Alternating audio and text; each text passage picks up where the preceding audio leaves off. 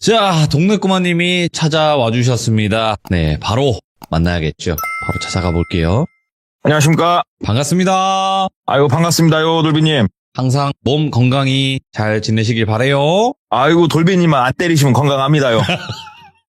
오해하시겠습니다. 진짜 모르시는 분들이 들으면 점점 기정사실화가 돼가고 있는 이 여론들이 좀 무서워요, 저도. 어차피 이렇게 된 거 직접, 그럼 실제로 들면 되죠. 안 억울하잖아요. 맞아요. 네. 자, 오늘 동네꼬마님께서 준비하신 이야기가 있으실 거고, 그 이야기를 빠르게 한번 들어보도록 하겠습니다. 렛츠가! 길이십니다. 동네꼬마예요.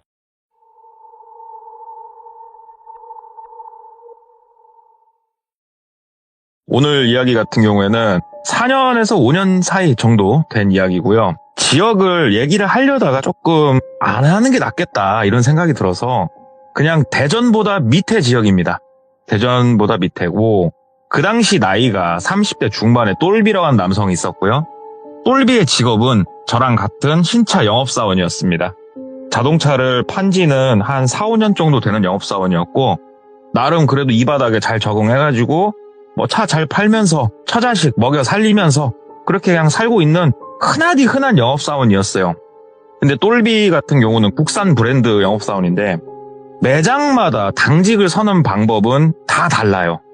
그래서 똘비네 매장 같은 경우는 영업사원 숫자가 한 16명, 18명 정도 되는 그래도 규모가 있는 매장이었고 조금 특이했던 거는 당직을 2명씩 세웠어요. 이 매장은. 흔치는 않거든요. 2명씩 세운 데가. 그래서 그 2명씩 쓰게 되면 거의 룰이 어떻게 돌아가냐면은 메인 당직이 있고 서브 당직이 있어요. 그래서 보통은 첫 손님을 메인 당직이 받고 두 번째 손님 서브, 세 번째 메인 이렇게 왔다 갔다 하면서 받고 그날 걸려오는 전화는 다 메인 당직이 받고 이런 식으로 대부분 돌려요. 둘이 돌아가는 곳은. 그날은 똘비가 서브였어요.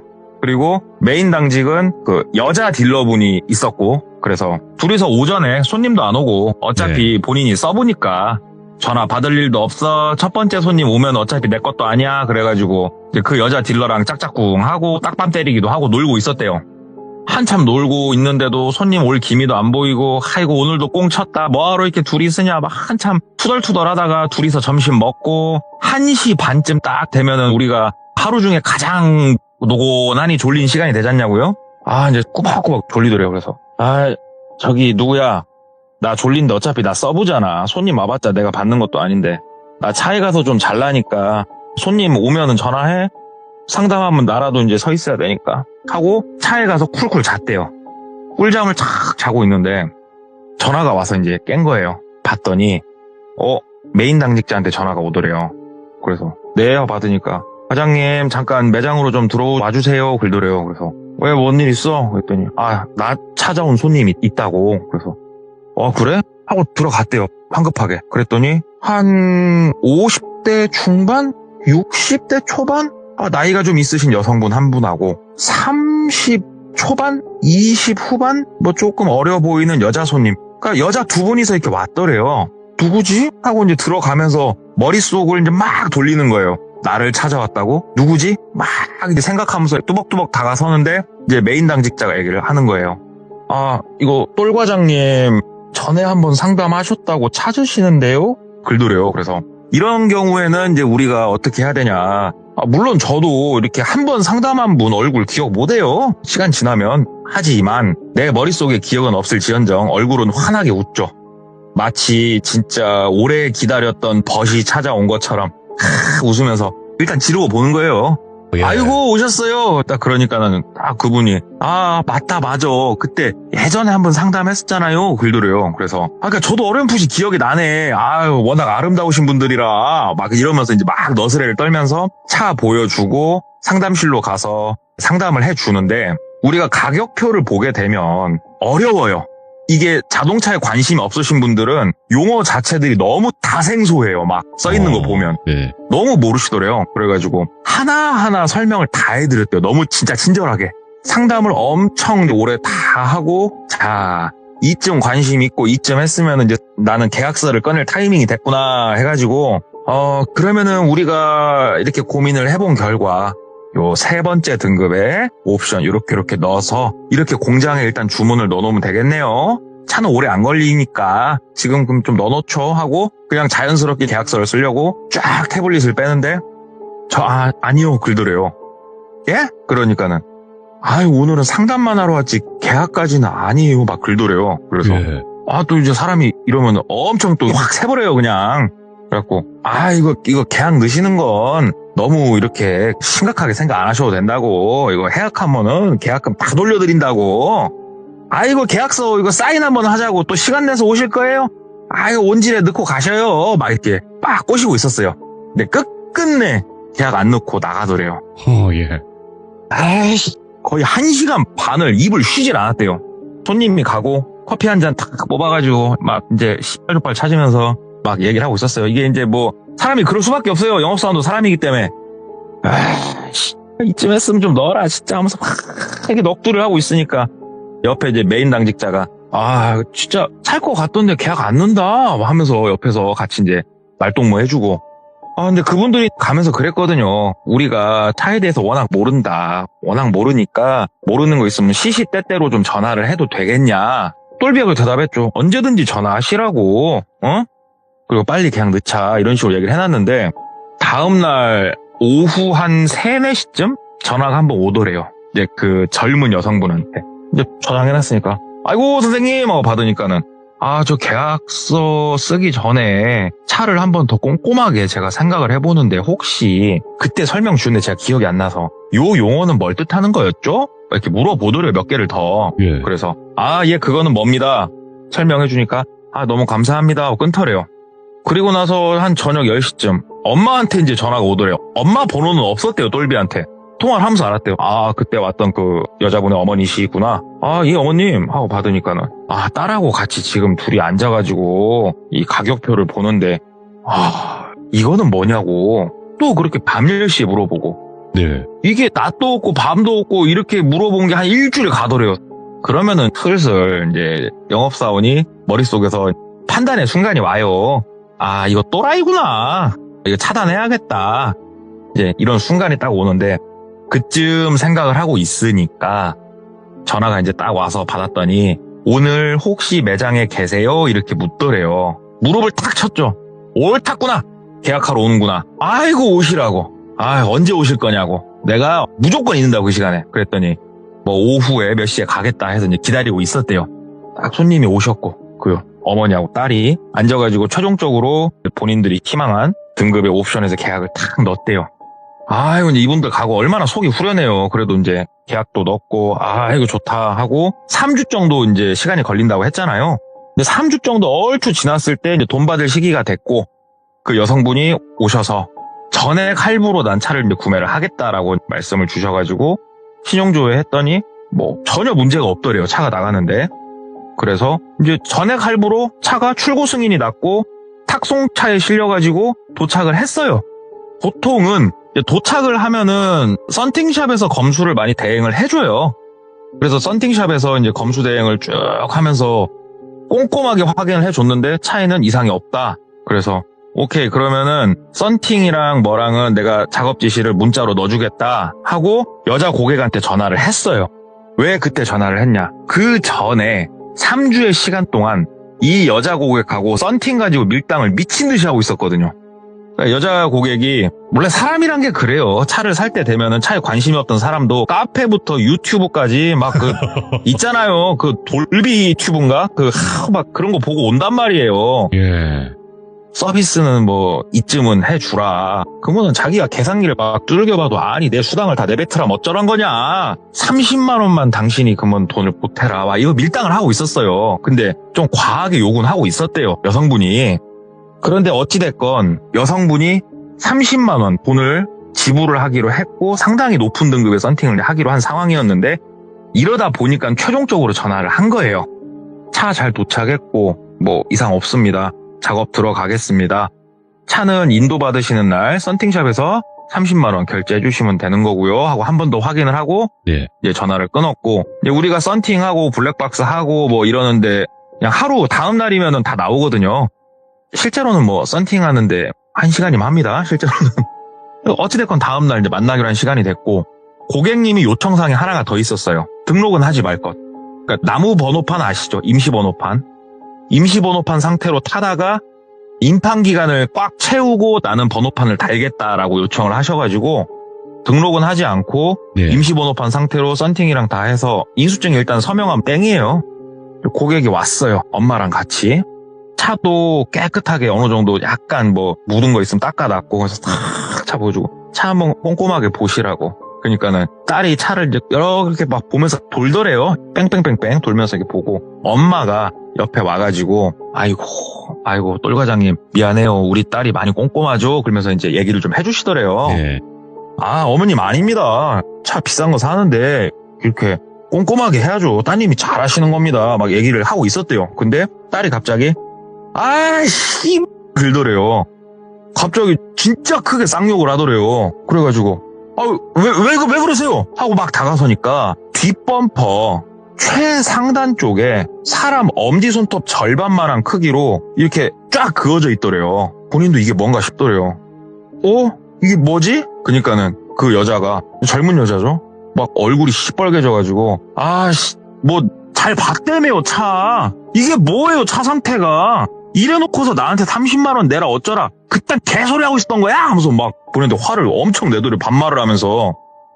일단은 좀 황당하고 어이가 없지만 화를 좀 누르면서 선생님 잠깐만요. 잠시만요 선생님. 하고 들어가서 썬팅샵 사장한테 얘기를 한 거예요. 사장님 저 차 인수 받을 때 저거 뭐 흠집이 있었어? 없었잖아. 그러니까는 서로 이제 사진을 꺼내서 본 거예요. 왜냐면 썬팅샵에서 그냥 멀쩡해요 그러는 게 아니고 사진을 찍어서 다 주거든요. 예. 둘이서 사진을 막 본 거예요. 탁송차에서 탁송 받을 때는 뒤에 저런 거 없었어요. 그러면 이거 썬팅샵에서 사람들 오다 가다가 누가 이렇게 툭 쳤던가 뭐 작업자가 뭐 하면서 섰던가 썬팅샵에서 하자가 낫네 네. 라는 결론이 나오죠. 그러니까 썬팅샵 사장이 이거 아무래도 우리 쪽에서 이건 잘못한 것 같다. 이거 뒤에 범퍼 도색 비용이랑은 우리가 지불을 할 테니까 고객하고 잘 말을 좀 해봐라. 뭐 한숨 진짜 팡팡 쉬면서 여자 고객한테 갔어요. 선생님 잠깐 말씀 좀 나누시자고. 저도 보내드린 사진도 있고 하지 않습니까? 예. 이게 탁송차에서 내릴 때는 이런 흠집이 없었네요. 이게 썬팅샵에서 작업하면서 관리가 조금 잘 안 된 것 같은데 이렇게 딱 안 된 것 같은데 하는데 그 여자분이 거지 같은 곳에 맡기니까 이따위로 관리하는 거 아니에요. 이거 썬팅도 나 못 믿겠네. 사람을 속여도 유분수지. 이런 게 어딨어? 하면서 막 성질을 막 내더래요. 그래갖고 선생님 화 좀 가라앉히시고요. 자 선생님 이거 도색을 잘 해드릴게요. 범퍼 쪽이지 않습니까? 선생님 범퍼는 소모품이고 얘기를 한 거예요. 그러니까는 이제 막 기가 차다는 듯이 내가 하자 있는 물건 받자고 새 거를 샀냐. 그러니까 틀린 말이 아니에요 고객은. 예. 나 이 차 안 받으려니까 차 빠꾸 시키라고. 나 차 안 산다고. 선생님 왜 그러십니까? 이거 썬팅샵에서 과실 인정했습니다 선생님. 썬팅도 진짜 비싼 거 발라놨고 차 받아주세요. 그러니까는 아니 나 차 안 받는다고요. 더 이상 할 말 없으니까 정확하게 해약이니까 인수 거절이니까 그냥 가던 길 가세요. 나도 가던 길 갈 테니까. 에? 아니면 차를 다른 놈으로 주세요. 그러더래요. 예. 이거 어떡해요 또. 그래가지고 또 한쪽으로 나가가지고 대리점 대표랑 전화를 한 거예요. 대표님 요래저래 해서 상황이 지금 그지같이 흘러왔습니다. 이거 어떻게 하셨습니까? 미치겠습니다. 그러니까 대표가 어차피 지금 하자가 생긴 차잖아요. 그리고 탁송사까지도 문제가 없기 때문에 이건 어디까지 영업사원 과실이에요 지금. 맞잖아요 상황이. 그러니까는 대표가 일단은 현실적으로 고객을 달래라.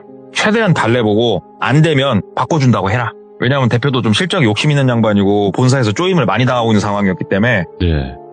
그래갖고 고객하고 한참 욕먹으면서 얘기한 결과가 차를 바꿔주겠다는 결과에 도달을 한 거예요. 바꿀 수도 있나 보네요 근데. 인수거절이란 게 있습니다. 인수거부. 이게. 네. 근데 인수거절을 할 때 지금 썬팅까지 발라놓은 차를 본사로 돌릴 수는 없어요. 그러니까. 이런 경우에는 대리점에서 전시차로 떠안습니다. 그래서 저희 영업사원들이 전산을 보면요. 가끔 전시차 중에 옆에 코멘트가 달린 애들이 있어요. 인수거절 차량, 단순 인수거절이 있고요. 뭐 이렇게 해가지고 썬팅까지 다 돼 있다. 썬팅비 얼마 주고 차 가져가라. 이게 코멘트가 달리는 경우가 그런 경우인데 어찌됐건 인수거절이 떴어요 지금. 일단은 대표님이 끌어안아 주기로 했고 이 차는 그럼 내가 어떻게든 팔아야 되겠고 새로 주문을 넣자 해서 새로 또 주문을 넣은 거예요. 지역본부에다가 요청해가지고 차를 좀 최대한 빨리 달라. 그래서 다음 차는 일주일 만에 왔고, 썬팅은 원래 고객이 이제 30만 원 부담하기로 했었잖아요. 그런 거 없이 그냥 전액 똘비가 부담을 하고 차를 인도를 해드렸다고 그래요. 그 다음에 차량 인도 드릴 때는 진짜 그 썬팅샵 전 직원이 총 동원해가지고 막 차 다시 한번 검수하고 철저하게 그렇게 해서 인도를 딱 드리니까 고객도 되게 좋아하시더래요. 네. 고맙다고 어찌됐건 고생했다고. 그때 나도 너무 화가 나고 그래서 제가 딜러님한테 이렇게 막말을 했다. 이해를 해달라. 또 조곤조곤 얘기를 하더래요. 그래서 아니다고. 그러니까 옆에서 엄마도 막 우리 딸 때문에 미안하다고 그러면서 이제 어찌됐건 차 갖고 갔대요. 남바도 달았고, 이제 물론 얘기가 좀 길어집니다만 남바 달 때도 그 등록 대행사에서 몇 번 전화 왔대요. 이 여자 이거 정신 상태 왜 이러냐고. 아니 뭐 번호를 불러주면 다 싫다고 한다고. 뭐 이제 번호에 민감한 고객님이 있으니까 어찌됐건 하죠. 우여곡절 끝에 차를 내보냈어요. 아이고 이제 좀 살겠다 하고 일주일이 채 못 됐을 때 여자분한테 전화가 오더래요. 이게 좋지 않은 시그널이군요. 이게. 네, 받았대요. 아이고 선생님 받으니까는 딜러님 글더래요. 또 네. 말투가. 그래서 예? 그러니까는 나 이 차 못 타겠네 진짜. 또 그 짓을 하더래요. 그래갖고 선생님 또 왜 그러십니까? 그러니까는 전동 시트가 안 돼요. 의자가 안 움직여. 뭐야 이거 중고 갖고 온 거 아니야? 어쩐지 일주일 만에 갖고 올 때부터 내가 이상했어. 이거 차 문제 있는 차 갖고 온 거잖아 이거. 누가 또 문제 있어서 빠꾸시킨 거 나한테 지금 판 거지. 그렇잖아 하면서 막 소리를 지르고 난리가 났대요. 그래가지고 네. 기다리시라고. 왜 기다리라고 했냐? 공식 서류들이 있습니다. 이 차 생산일이 정확하게 찍히는 서류들이 있다고요. 그 서류를 다 출력해가지고 갖고 갔어요. 보시라고. 선생님이 차 받기 며칠 전에 만들어진 차라고 이게. 누가 인수거절했으면 생산일자가 이날일 순 없지 않냐고. 그런 오해는 하들들 마시라고. 나 속이고 그런 거 없으니까. 그러니까는 막 씩씩거리면서 어찌됐건 차 고쳐 와주세요. 그때 차 이상 있으면 뭐 도와주시겠다며요. 도와주세요 그러면 막 그렇게 또 싹퉁머리 없이 얘기를 하더래요. 그래가지고 일단 알았다고 진정하시라고 그러고 고객님 차를 이제 운전해가지고 이제 근처에 있는 서비스 센터에 가가지고 봤더니 뭐 되게 단순했대요. 밑에 잭이 빠져있더래요. 그러니까 뭐 서비스 센터 얘기하기로는 잭을 꽉 끼워야 되는데 공장에서 좀 헐겁게 끼워서 이제 주행하면서 빠진 것 같다. 뭐 이런 거 별거 아니다. 그래가지고 일단 고맙다 하고 차를 가져다 이제 드렸대요. 그러니까는 진짜 이 차 찝찝하다고 내가 괜히 산 것 같다고 이제 투덜투덜 거리면서 고맙단 말도 없이 그냥 휙 들어가 버리더래요. 이제 전화 좀 제발 오지 마라 그러는데 진짜로 한 2, 3일 있다 또 전화가 온 거예요. 이번엔 트렁크에서 소리가 난다. 근데 제가 지금 계속 얘기를 했지만 이 여자가 말하는 말투가 본인보다도 어린데 예. 되게 진짜 싸가지 없이 얘기를 했대요. 너무나 싸가지가 없이. 예. 근데 똘비도 사람이잖아요. 이제 화가 나기 시작을 하는 거예요. 뭐 이런 말 하면 안 되겠습니다만은 막말로 차 나 팔았으니까 끝난 거 아니야. 뭐 지금 나한테 뭘 어찌라고 내가 공장에서 내가 조립했냐고 이러면서 이 얘기가 막 나오기 일부 직전까지 간 거예요. 그런데 어머니한테 하루 딱 전화가 오더래요. 예. 여보세요? 받았대요. 그러니까 어머니가 저 똘과장님 글더래요. 그래서 예 어머님. 그러니까는 진짜 똘과장님 나 솔직히 너무 섭섭하다고. 좋게 뭐라고 할까 욕은 안 섞었지만 욕을 하시더래요. 우리 딸이 잘못한 거 있냐고. 아니 어떻게 우리 딸한테 이런 차를 줄 수가 있냐고. 그래서 얘기를 했대요. 아니 어머님 그게 아니고요. 생각을 해보십시오. 차 제가 만듭니까? 생산일자까지 다 적혀있는 공식 서류까지 제가 다 드렸다고. 내가 가운데서 속인 게 있습니까? 뭐가 있습니까? 어머님 저한테 왜 그러시는 겁니까? 얘기를 하니까는 솔직히 얘기해서 똘과장님 그 준 서류 뭐 한글 파일로 작성한 건지 아닌지 우리가 어떻게 알아? 뭐 그런 서류 가지고 무조건 믿으라 먹고 그렇게 얘기는 하지 말고 이건 좀 아닌 것 같아. 차가 지금 몇 번이 고장나는 거야. 이제 막 가져왔는데 한 달도 안 됐어. 막 그러시더래요. 예. 그래서 어머니 일단은 신차가 왜 신차입니까? AS가 있으니까 신차지 않습니까? 얘기를 하니까는 이쯤 고쳤으면 신차가 아니고 이거 또 새 차 됐겠다. 다 바꿔서 다. 막 그러면서 막 또 엄마가 그렇게 얌전했던 분이 엄청 또 비꼬더래요. 근데 이제 나이도 있으신 분이고 우리 그런 사람이 더 무서워요. 쌍욕도 안 하고 언성도 안 올리지만 사람 미치게 만드는 사람들이 있어요. 근데 그렇게 갈구니까 자기도 화도 못 내겠더래요. 그래가지고 일단은 뭐 할 수 있는 거는 죄송합니다 예의밖에 없었대요. 그래갖고 죄송합니다 예의하고 끊고 또 문제가 있다고 하니까 예. 다음날 또 그 고객차를 가지고 서비스센터 또 들어갔대요. 근데 서비스센터 여기가 이제 자기가 친한 곳이니까 거기 대표님도 이제 얘기를 하더래요. 엔지니어 분들 다 알아요, 똘비가. 근데 그분들이 이제 맡겨놓고 바깥 일 보다가 다시 차를 찾으러 갔는데 담배 한 대 이제 피니까 서로 네. 뒷뜰에 가가지고 담배 한 대 피는데 엔지니어 분이 똘 과장님 그러더래요. 그래서 예. 그랬더니 이거 차 뭐 하자가 이렇게 많을 수가 있나? 그러더래요. 아 저도 처음이에요. 그러니까 아니 내 말은 그게 아니고 봐봐 우리가 맨날 여기서 AS 하잖냐고? 그러더래요. 그래서 아 그렇죠. 고장난 곳들이 다 어딘지 기억해? 그러더래요. 그래서 예 뭐 시트가 있고 뒤에 잡소리가 좀 나고 어디가 좀 떤다 굴고 문제들은 조금씩 있었죠. 그러니까는 공통점이 하나가 있다고. 뭔데요? 그랬더니 이거 혹시 고객이 너 엿먹이려고 일부러 지금 장난치는 거 아니야? 그러더래요. 예. 그래서 에? 아 이거 무슨 말씀이세요? 그랬더니 내가 저 뒤에 트렁크 안쪽이랑 뜯으면서 봤는데 이거 누군가 한번 손을 살짝 대는 흔적들이 있거든. 공장에서 그렇게 손대진 않아 우리가. 이거는 뭐 진짜로 집에 있는 일자 도라배 같은 걸로 이렇게 쥐어 뜯은 흔적이거든.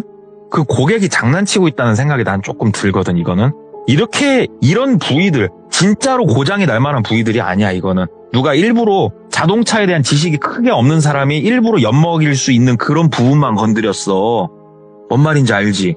그러더래요. 그래서 아 그네요. 그러니까는 그러지 말고 내가 이거 하나 해놔볼 테니까 나중에 한번 보자고. 그러더니 자동차 본네트를 열어보신 분들은 아시겠지만 본네트는 차 내부에서 한번 레바를 당기죠. 네. 그러면은 와이어줄 연결돼 있었고 텅 하면서 본네트가 살짝 열려요. 그러면은 차 앞에 다가서서 그 밑에다 손 넣어가지고 레바 제끼고 열지 않냐고요?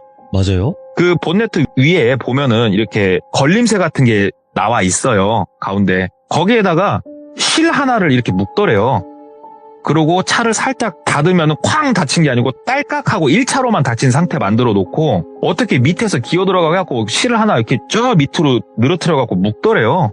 그래가지고 혹시 만약에 다음에 본네트 쪽에서 어떤 일이 났을 때 고객이 본네트를 이 사람이 열어봤었나 안 열어봤었나는 이거 보면 알 수 있다고. 와. 그거는 네가 열어봤나 안 열어봤나 네가 물어보라고 그러더래요. 예. 그래서 알았다고. 왜냐하면 이거 외에는 어떻게 미리 손을 써놓을 수 있는 부위가 없어요. 어디를 어떻게 할 줄 알고. 그래서 차를 갖다 드리고 또 욕을 한 발탱이 먹고 진짜로 한 열흘도 안 지났을 때 역시나 전화가 오는데 옳았구나 싶었대요.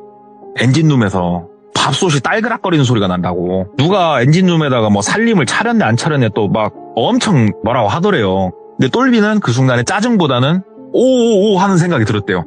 그래서 아 죄송합니다 제가 바로 움직이겠습니다 하고 널러 갔대요. 널러 가가지고 이제 고객한테 차키를 받으면서 선생님 뭐 AS 선생님 센터 한번 갔다 와보셨어요? 그러니까는 내가 왜 가요? 그러더래요. 그래가지고 아이고 본네트라도 열고 한번 확인해보지 그러셨어요. 뭐라도 이렇게 나뭇 잎사귀가 껴들었거나 그럴 수 있잖아요. 그러니까는 본네트를 열 줄 아는 사람이 뭐 얼마나 된다고.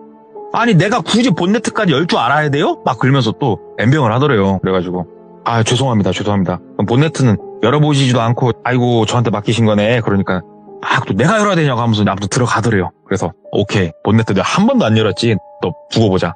그래가지고 서비스센터로 갔대요. 가자마자 예, 형님 일로 와서 좀 봐주시라고. 그 차라고. 그러니까는 뭐 막 쪼이고 있다가 내팽개치고 오더래요. 자기도 궁금했는가.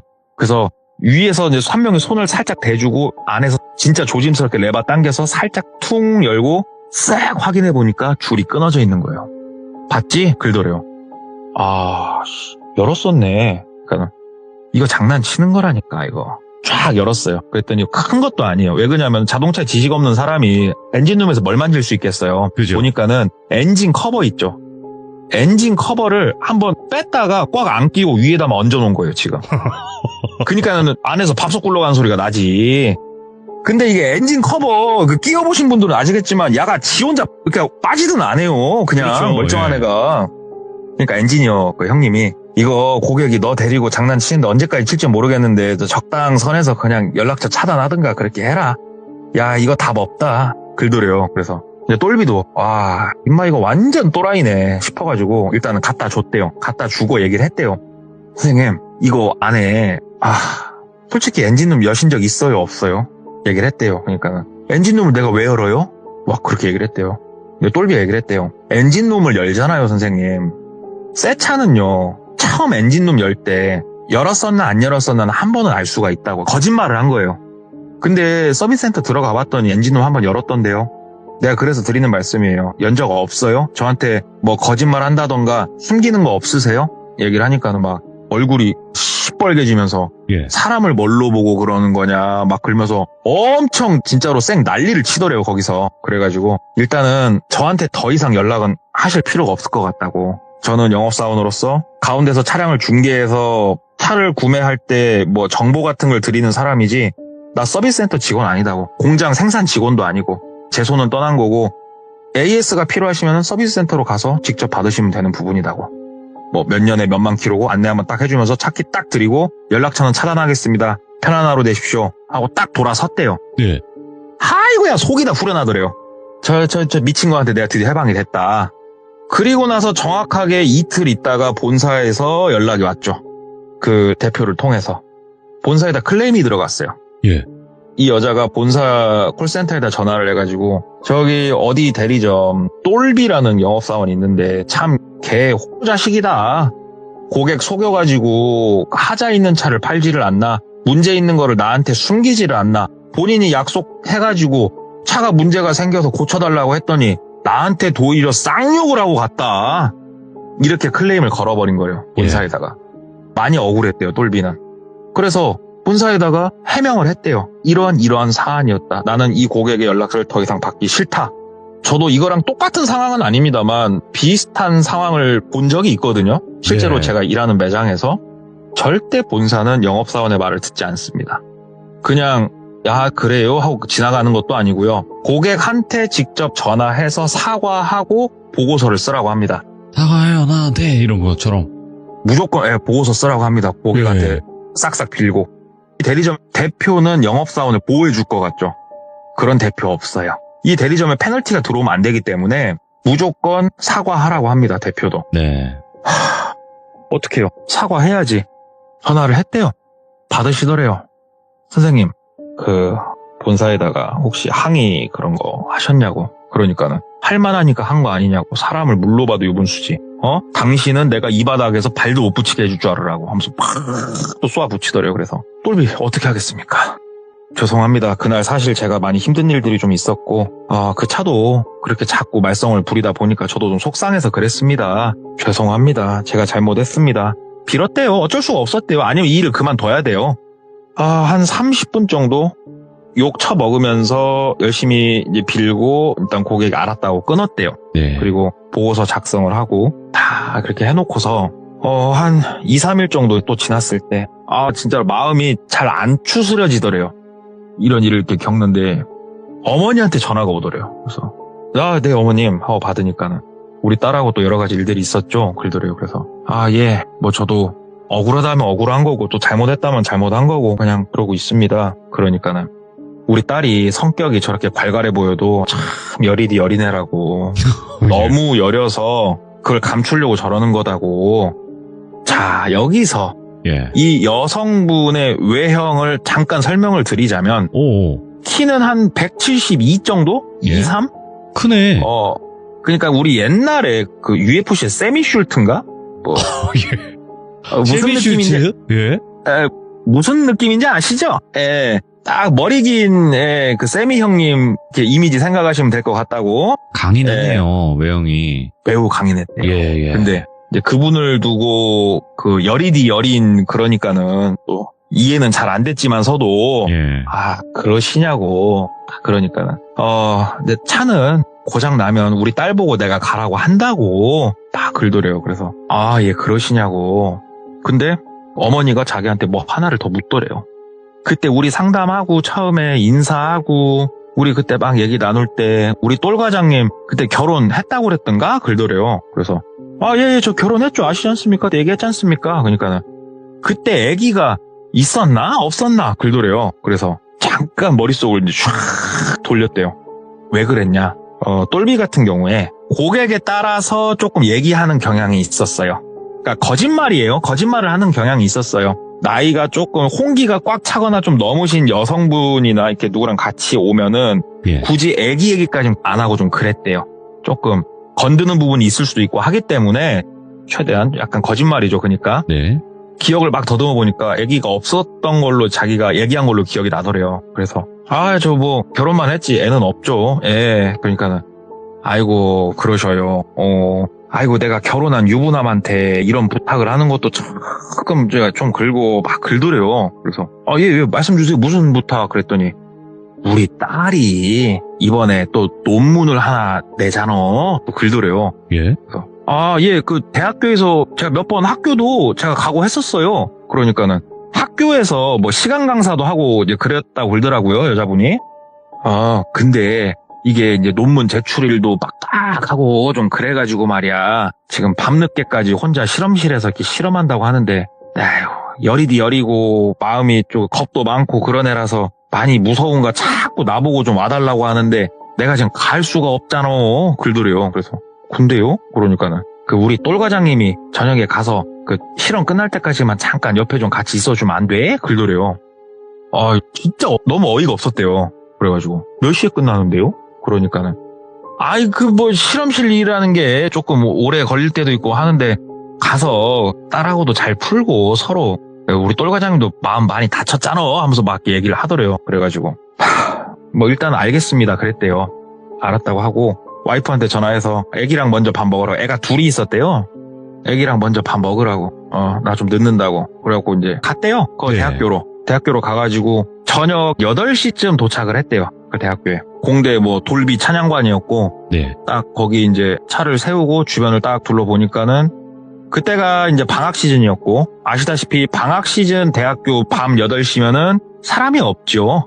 사람이 없어요. 그 시즌에. 근데 고객 차도 없더래요. 고객님 차가 없네. 전화를 했대요. 왜 그러냐면 들어가는 문도 세콤 그 잠금 장치돼 있어가지고 그랬더니 고객이 예, 제가 열어드릴게요. 목소리 또 오랜만에 상냥하더래요. 그래가지고 예. 이제 안에서 나와가지고 그 옆에 버튼 누르면 땅 하고 열리는 거 있잖아요.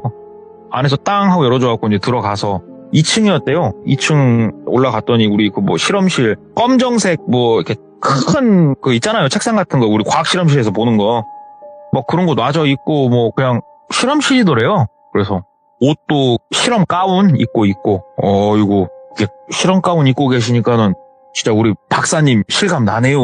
일부러 이제 어색하니까 네. 막 얘기를 해주니까는 그냥 되게 상냥하게 웃더래요. 호호호 웃으면서 제가 사실은 저녁에 이렇게 있는 거 너무 무섭다고 엄마가 이렇게 자주 계셔줬는데 오늘은 엄마가 일이 있어가지고 엄마가 우리 똘 과장님한테 부탁했나 보구나. 우리 똘 과장님 그래도 되게 믿나 봐요. 우리 엄마가 막 얘기를 하더래요. 예, 실험하시라고. 그러니까는 그 여자분이 혼자 오셨죠? 글더래요. 그래가지고 예, 혼자 왔죠? 그러니까는 아이고 와이프분은 집에서 심심하시겠다. 글더래요. 그래서 와이프야 뭐 TV도 있고요. 핸드폰도 있고 놀 거야 많죠 뭐. 늦는다고 얘기했습니다. 그러니까는 그 여자분이 오늘 못 들어가시면 어떻게 한대 하면서 씩 웃더래요. 그래가지고 실험이 그렇게 늦게 끝납니까? 물어보니까는 씩 그냥 웃고 대답을 안 하더래요. 아무튼 실험 빨리 하셔요. 저도 한쪽에서 저 일 처리할 거 있으면 일 처리 좀 하고 있을게 하면서 핸드폰 게임이나 하려고 이렇게 이제 만지작 하고 그냥 있었대요. 한쪽에서. 시간 더럽게 안 가더래요. 진짜로. 언제 끝나나 한데 이 여자는 우리가 생각하는 실험이면은 뭘 섞었다가 흔들었다가 막 눈높이로 봤다가 이럴 것 같은데 뭐 컴퓨터 앞에 앉아가지고 뭐만 똑딱똑딱 거리고 있더래요. 예. 뭐 굳이 말할 것도 없고 담배나 피러 왔다 갔다 하면서 이제 그렇게 있었는데 11시 정도 딱 됐을 때 이거 피곤하시죠? 글더래요. 그래서 예, 이거 실험 언제쯤 끝납니까? 저도 이제 많이 졸리네요. 내일 출근도 해야 되고 그러니까는 곧 끝나긴 할 것 같아요. 제가 커피 한 잔 타드릴게요 하면서 그 뒤쪽 공간으로 이제 넘어가더래요. 네. 거기는 이제 흰색 커튼 같은 게 쳐져 있었고 공간 분리 시켜놨었는데 이제 여자분은 뒤쪽으로 들어가고 커튼은 쳐져 있고 하니까는 이제 안 보이죠 여자분이. 근데 그 뭐 딸그닥 소리는 좀 들리더래요. 부시럭 이런 거. 그러면서 안에서 이제 얘기를 하더래요. 근데 우리 똘 과장님은 그때 애기는 없다고 그러셨잖아요. 글더래요. 그래서 예, 뭐 아직 애는 없습니다. 그러니까 왜 아직 애가 없으셔 하면서 이렇게 쓱 나오더래요. 근데 커피를 타갖고 나온 게 아니고 그 종이컵하고 우리 믹스커피 그 스틱 있지 않습니까? 그 두 개를 갖고 이렇게 나오더래요. 뭐지? 이렇게 보니까는 제가 요즘 일을 너무 많이 했더니 뜯을 수가 없어요. 그러더래요. 그 믹스커피 대가리를 따야 이게 추룩 부을 거 아니에요. 그렇죠. 아니 뭔 세미쇼츠가 그걸 못 뜯어. 그래가지고 어이가 없었대요 진짜. 예. 주시라고. 근데 그 손도 이제 실험실이니까는 그 이제 여자분은 이제 라텍스 장갑 그런 거 끼고 계셨고 하니까 미끄러졌나 어쩌나 아무튼 푹 뜯어가지고 샥 해주고 제가 자를게요. 안으로 그때 저 안은 들어가시면 안 되는 구역이에요. 그러더래요. 그래서 예 하고 이제 다시 줬대요. 그러니까 안으로 이제 휙 들어가고 잠깐 뭐 따그닥 하더니 쓱 나오더래요. 드시라고.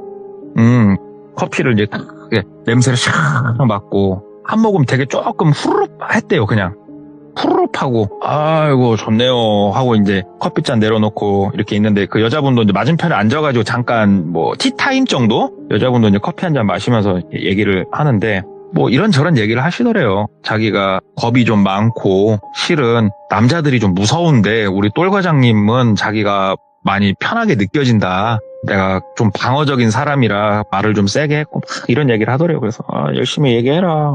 실험은 또 언제 끝나냐 막 이렇게 얘기를 하고 있는데 커피 드시라고 막 그러더래요. 그래가지고 일단은 사실 저 커피 마시면서 나가서 담배 피면서 마시고 올게요. 얘기를 했대요. 그러니까는 그러시라고. 커피를 들고 우리 또 이렇게 믹스 커피는 또 담배를 한 대 빨면서 먹어야 이게 제맛이거든요. 탁 이제 바깥으로 이렇게 나가다가 커피를 엎질렀어요. 왜 그러냐면 대학교 밤 11시면은 복도에 불이 별로 안 켜져 있죠.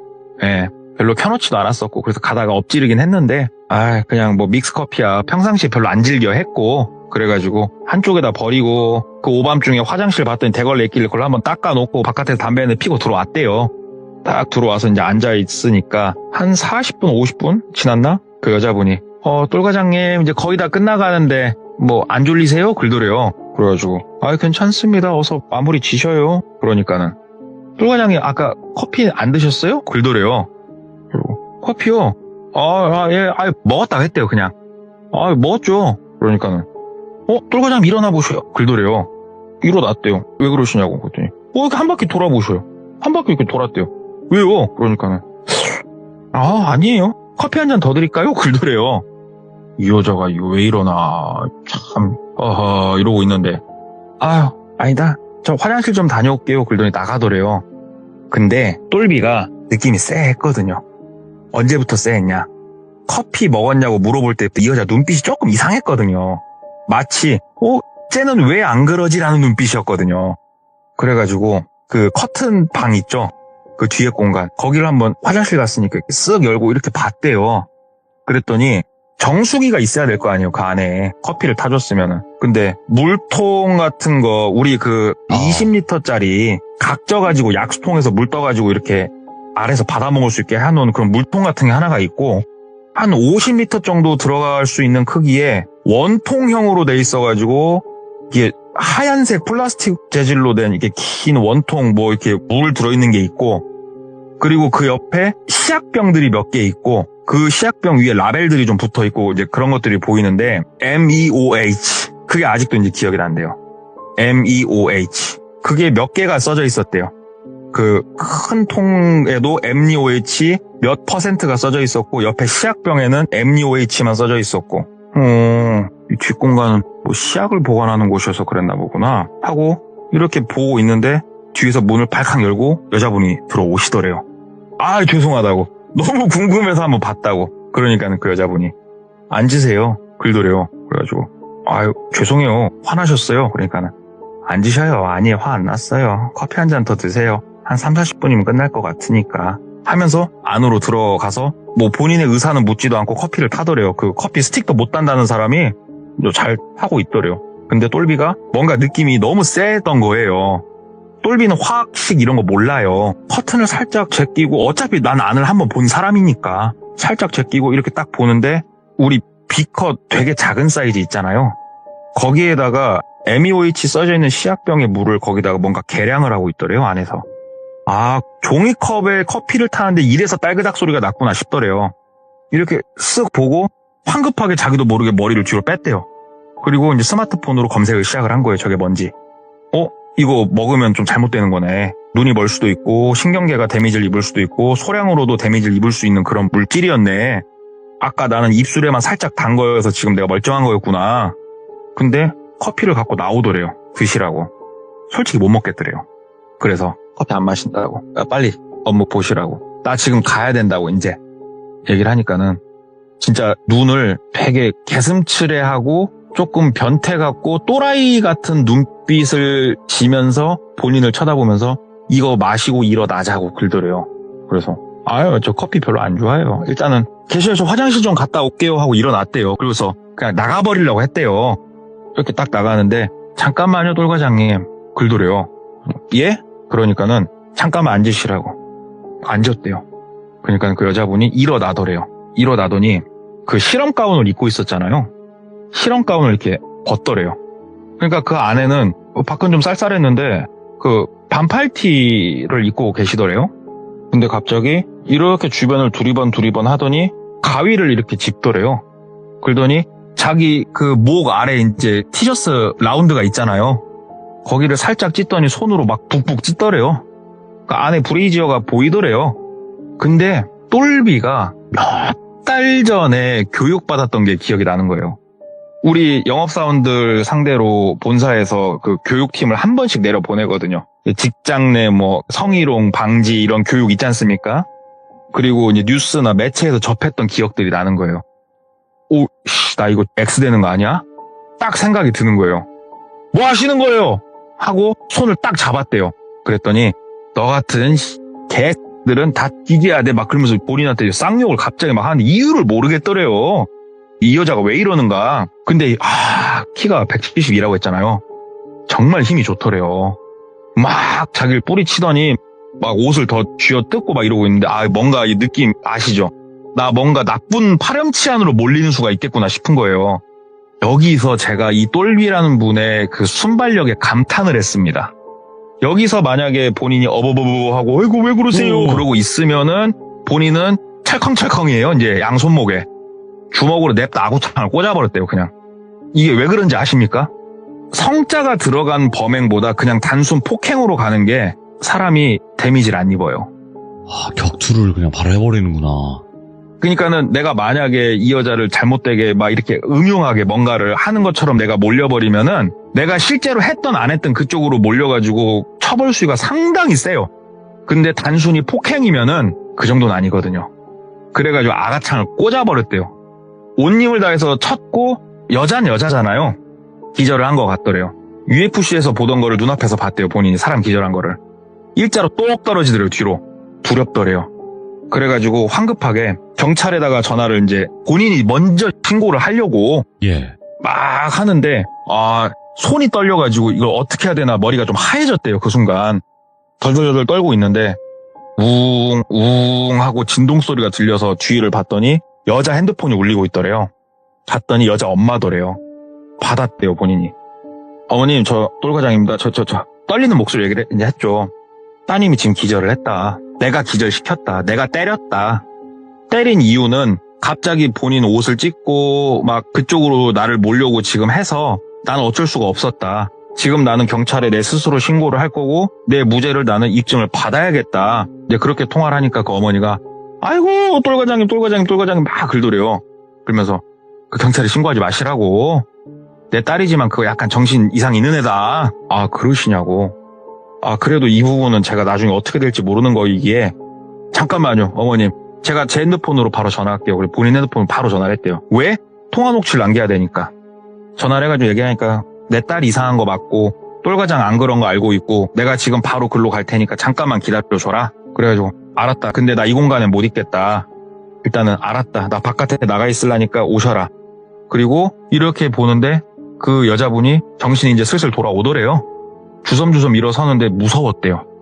이제 얘가 칼이나 이런 걸 들고 나한테 올 것 같다는 생각도 들고 해서 황급하게 도망치듯이 건물에서 나왔대요. 네. 그래가지고 차 타고 시동 걸고 문 잠그고 앉아 있었대요. 한 15분 지났나? 차 한 대가 막 널려서 들어오더래요. 보니까 어머니더래요. 그래가지고 내려서 이제 얘기를 했대요. 어머니 왜 그러냐고. 그러니까는 걱정 말라고. 딸이 저 녀석이 왜 그런지 참 막 얘기를 하더래요. 그러면 딸 욕을 좀 하면서 똘 과장이 좀 이해를 해주라고. 어디 다친 데는 없고요. 막 이상한 거 안 먹었고요. 아이고 정말 다행이다. 막 얘기를 하는데 얘기를 하다가 똘비가 뭔가 내용이 이어지는 듯한 뭔가 깨달은 듯한 느낌이 뒤통수에서 빡 드는 거예요. 뭐였냐? 이야기를 처음으로 조금 되돌려 가볼게요. 똘비가 낮잠을 자고 있었잖아요. 차에서. 낮잠을 자고 있을 때 바깥에서 까르륵 소리에 좀 깼었어요. 깨서 이렇게 그냥 자다가 잠결에 이렇게 보니까 여성 두 분이서 박수 치면서 둘이서 막 장난치고 있더래요. 뭐 그럴 수 있지. 여기 주차장이니까. 근데 하는 얘기가 들리잖아요.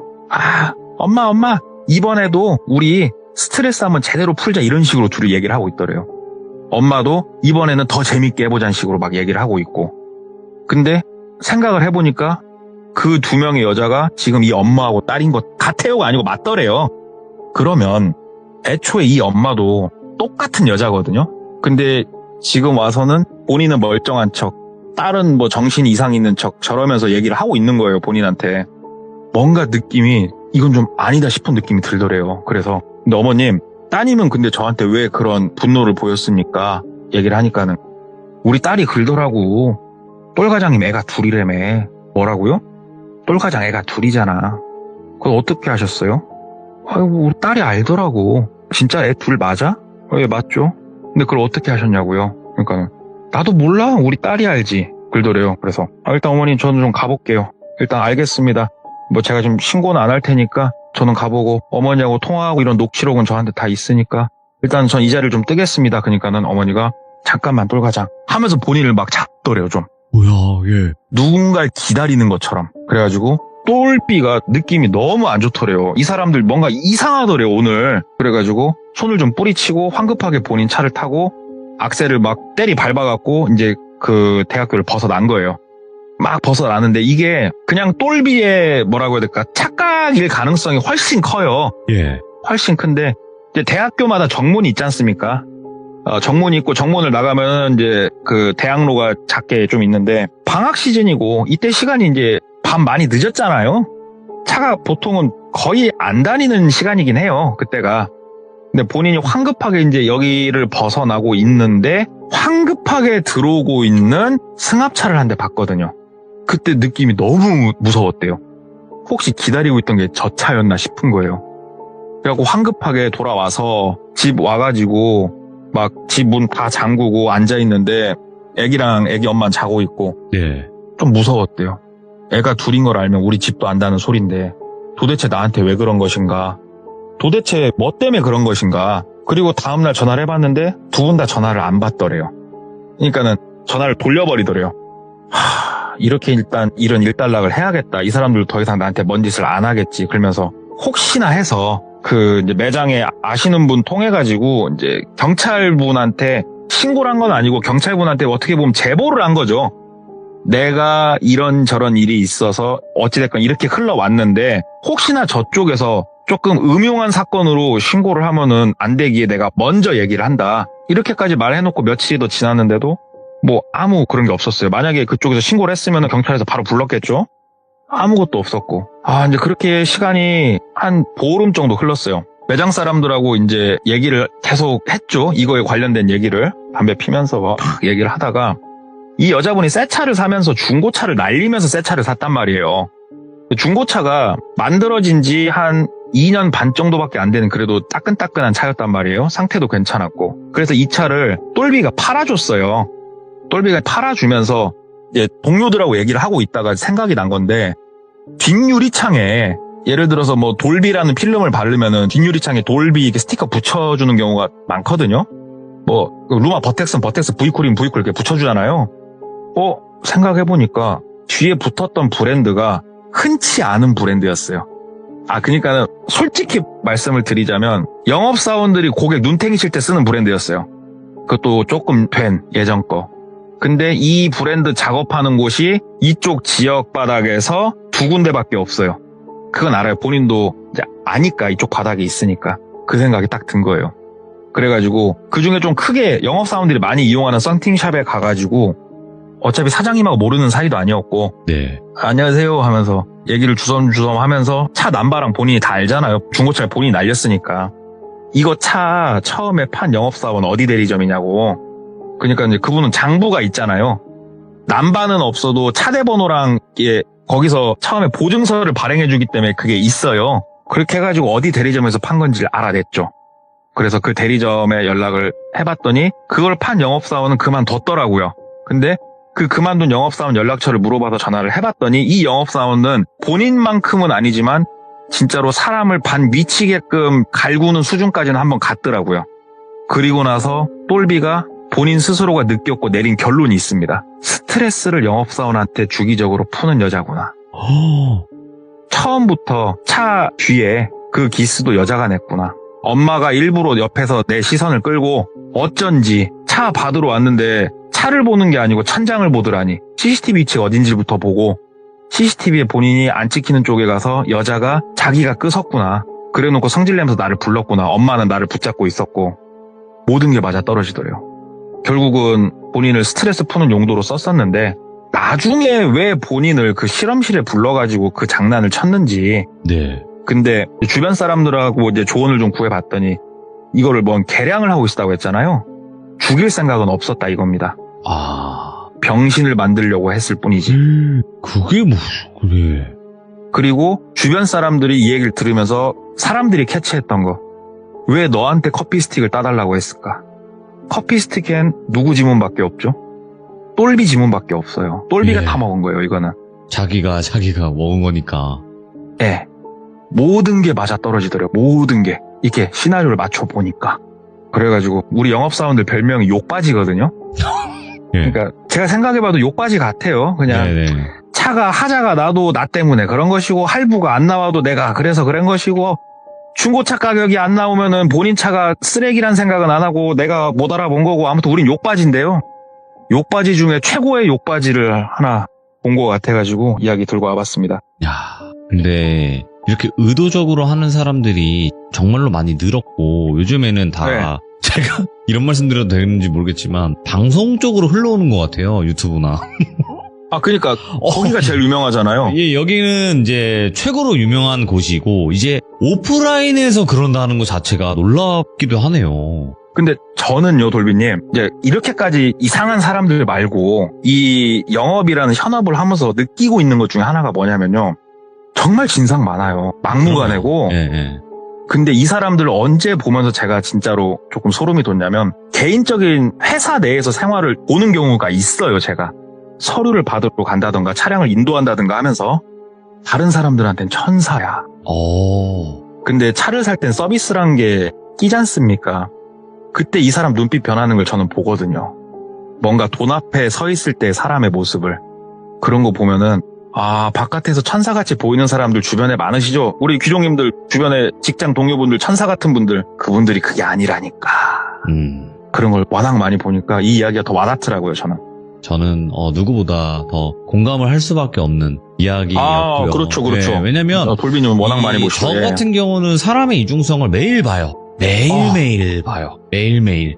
그것도 저보다 더 내면에 깊숙한 곳을 볼 수 있죠, 돌비님. 진짜 한두 분이 아니라 매일매일 그 사람의 이중성을 경험하는 직업이다 보니까 더 공감이 많이 되는, 충분히 이런 일이 1000번, 10,000번 일어나도 이상하지 않은 그런 이야기였던 것 같아요. 오늘 동네꼬마님 너무너무 또 잘 전달해 주셔서 감사드립니다. 고맙습니다. 네, 감사합니다. 네. 근데 진짜 이 사람이 이중성이라는 것 자체는 지금 저 또한 마찬가지고요. 우리 귀족님들도 다 마찬가지예요. 이걸 부정할 수 있는 사람이 없어요. 사람은 타인에게 보여지는 삶이 있고 나만의 비밀스러운 삶이 있고 여러 가지 삶으로 나뉜다고 해요. 그게 사람입니다. 그래서 더 무서운 게 아닌가 이런 생각도 들고 그런 시대인 것 같습니다, 여러분들. 네, 감사드립니다. 고맙습니다. 자, 여러분들 도와줘요, 객강맨! 바로 객강남님께서 찾아와 주셨습니다. 오늘 이야기 흉가 가지 말라고 그렇게들 말씀을 드렸지만 흉가에서 일어난 일인 것 같습니다. 바로 만나보도록 할게요.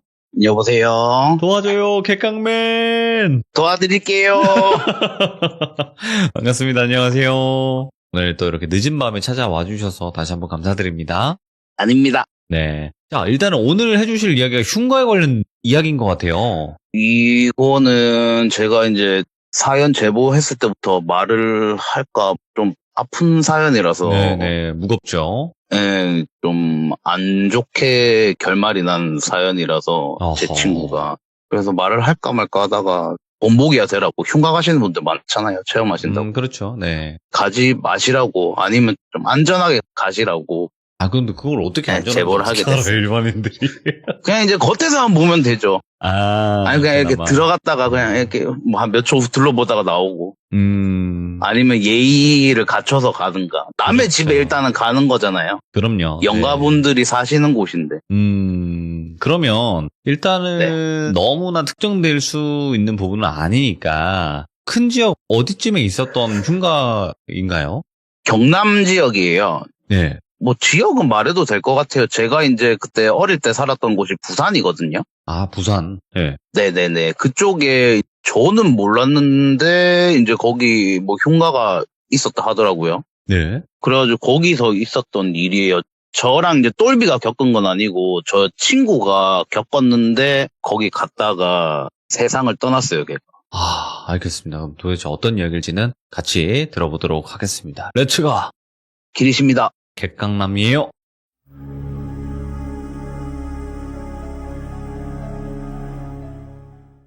일단은 시기상으로는 중3 여름방학 때였어요. 그때 저는 이제 부산에서 살다가 다른 지역으로 중2 올라오면서 전학을 왔었고 똘비는 계속 그 지역에 살았거든요. 근데 이제 중학교 올라오면서 같은 중학교 간 애들도 있고 다른 중학교로 간 애들도 있었어요. 근데 그 중에 한 명이 저희 초등학교 때 친하게 지냈던 실명 말하기는 좀 그래서 가명으로 말씀드릴게요. 성호라는 애가 있었어요. 성호. 중3 여름방학이니까 저는 집에서 탱자탱자 놀고 있었죠. 그때 디아블로2가 나와가지고 디아블로 한창 하고 있었는데 한 아침 11시쯤인가? 오전이었던 것 같은데 똘비한테 전화가 왔어요. 네. 그래서 놀러 오라고 하는가 싶어가지고 어이야 이러면서 전화 받았더니 애가 말을 안 해요. 그래서 안 들리는 줄 알고 여보세요? 똘비야? 이랬더니 야, 오늘 너 몇 시까지, 저녁 몇 시까지 내려올 수 있나? 이러더라고요, 부산에. 그래서 갑자기 무슨 일이냐? 이랬더니 아무 말 안 하다가 성호 죽었단다. 이러는 거예요. 네. 중3인데 오. 성호가 죽었대요. 너무 놀란 거예요. 갑자기 친구가 죽었다고 하니까. 이게 뭐 이사 오면서 뭐 하루에 한 번씩 연락하고 하던 애는 아니라도 몇 달 전까지만 해도 같이 문자 주고받고 하던 애였거든요. 근데 그런 애가 하루아침에 죽었다고 하니까 아니 무슨 일이냐고 그 멀쩡하던 애가 왜 갑자기 그렇게 죽었냐 물어봤더니 자기도 그 얘기까지 못 들었고 초등학교 같이 다니던 동창 누구한테 연락이 왔다. 자기도 오늘 연락을 받았대요. 방금 전에. 그 성우 지금 장례식 하는 중이라고 내려올 수 있겠나 이러더라고요. 그래서 물론 내려가야지 이러고 이제 부랴부랴 챙겨가지고 그날 시간 맞춰가지고 어느 병원 장례식장에 갔어요. 저는 가기 전까지도 제 눈으로 보기 전에는 못 믿겠더라고요, 이게. 왜냐면 어릴 때 친구를 떠나보는 게 그때가 처음이라서 실감이 안 나더라고요. 근데 이제 장례식장 가니까 진짜 성우 영정사진이 걸려있고 성우의 가족분들이 계신 거예요.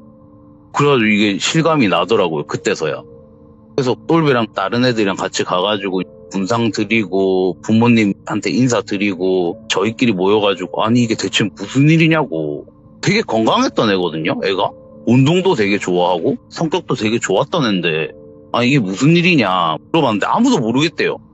왜냐면 성호가 그때 당시에 저희 동창 애들이 많이 가던 중학교를 간 게 아니고 같은 지역이긴 한데 다른 구에 있는 중학교를 갔어요. 그래서 이제 잘 모르겠다. 부모님한테도 지금 자식 이름 부모님한테 뭐 물어볼 수가 없잖아요. 경황도 없으신 분들인데. 그래서 우리도 모르겠다 이러고 있는데 성호랑 같은 중학교 진학했던 친구 3명이 그때 있었거든요. 걔들이 아무 말도 없이 벌벌벌벌 떨면서 울고만 있는 거예요. 꺼이꺼이. 그래서 아 얘들 같은 중학교 나왔지. 야 성호 어떻게 된 거냐고. 너희는 알지 않냐고. 근데 그 3명 다 그냥 고개 푹 숙이고 울면서 아무 말 안 해요. 저희 말에 대답을 안 하더라고요. 그래서 아니 어떻게 된 거냐고 막 묻고 있는데 성호 빈소 쪽에서 뺨 때리는 소리 있죠. 짝짝 하는 소리. 그 소리가 갑자기 들리는 거예요. 이게 무슨 소리지? 이러고 있는데 성호 빈소 쪽에서 그 뺨 때리는 소리가 들리면서 어른들이 왜 그러냐고, 그러지 말라고 하면서 막 뜯어 말리는 소리가 들리는 거예요. 그래서 이게 무슨 소란이지 해서 애들이랑 똘비랑 몇 명이랑 같이 가서 이렇게 봤어요. 그랬더니 성원의 어머님을 같은 성원의 가족분들이 말리고 계신데 성원의 어머니가 자기 뺨을 진짜 사정없이 때리시는 거예요.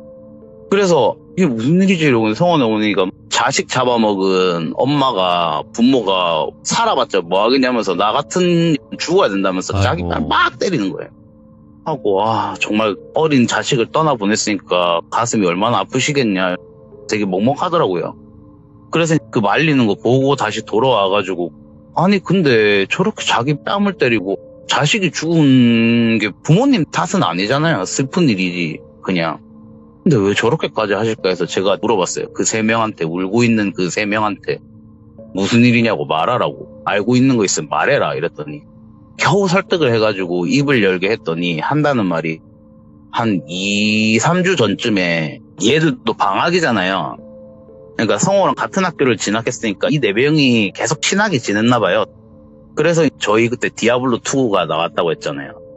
그래서 맨날 아침에 눈 뜨면 밥 먹고 4명이서 모여가지고 PC방 가가지고 하루 종일 디아블로2 같이 하고 요렇게 지냈나 봐요. 방학 동안.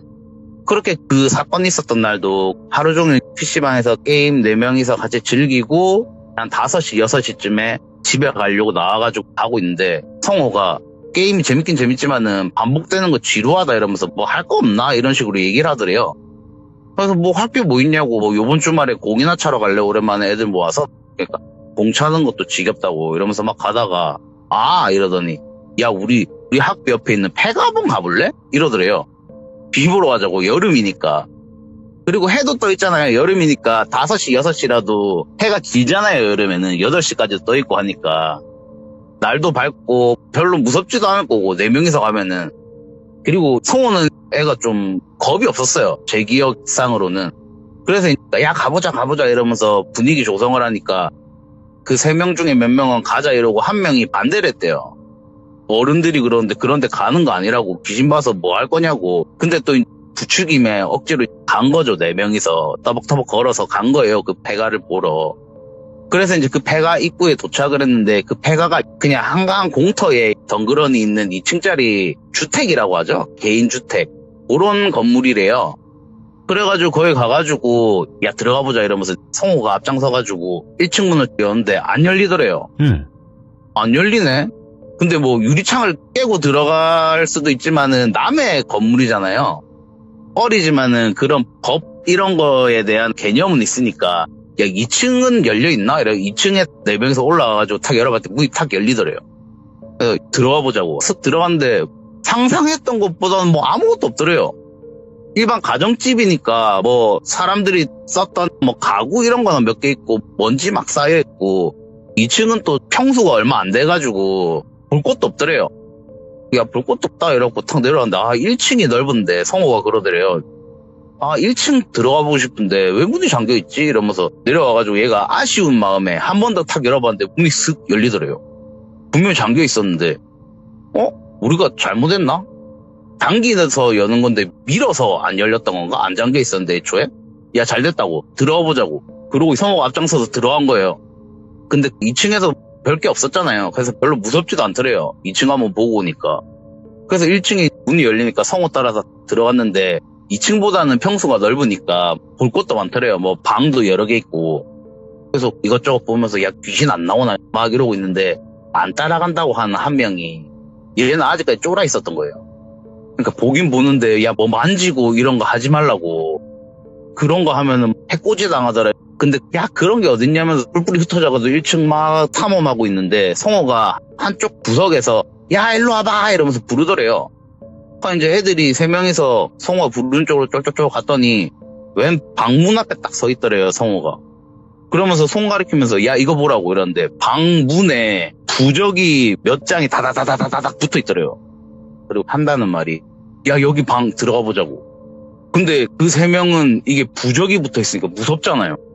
그러니까 야 여기는 열지 말자고 성호를 설득한 거예요. 야 여기는 아닌 것 같다. 우리 볼만큼 봤으니까 딴 방 들어가 보고 여기는 들어가지 말자 이랬는데 성호가 재밌을 것 같은데, 야, 귀신 보러 왔으면 귀신을 경험은 해봐야지. 이러면서 문을 열려고 하더래요. 그러니까 3명은 뜯어 말렸죠.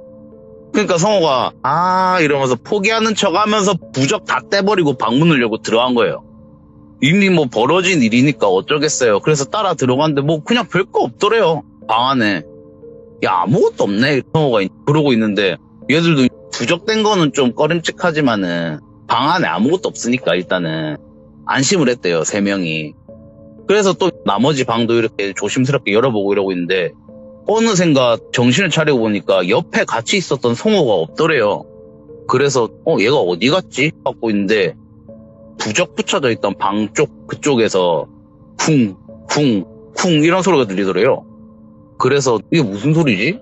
근데 얘 성호는 어디 간 거야? 이러면서 일단 소리가 들리니까 쿵쿵쿵 소리가 들리니까 그쪽에 있나? 성호 뭐 하고 있나? 이러면서 3명이서 쪼로로 가봤더니 얘가 가만히 서 있는 상태로 눈을 까지짓고 제자리에서 껑충껑충 점프를 뛰고 있더래요. 뒤돌아서가지고.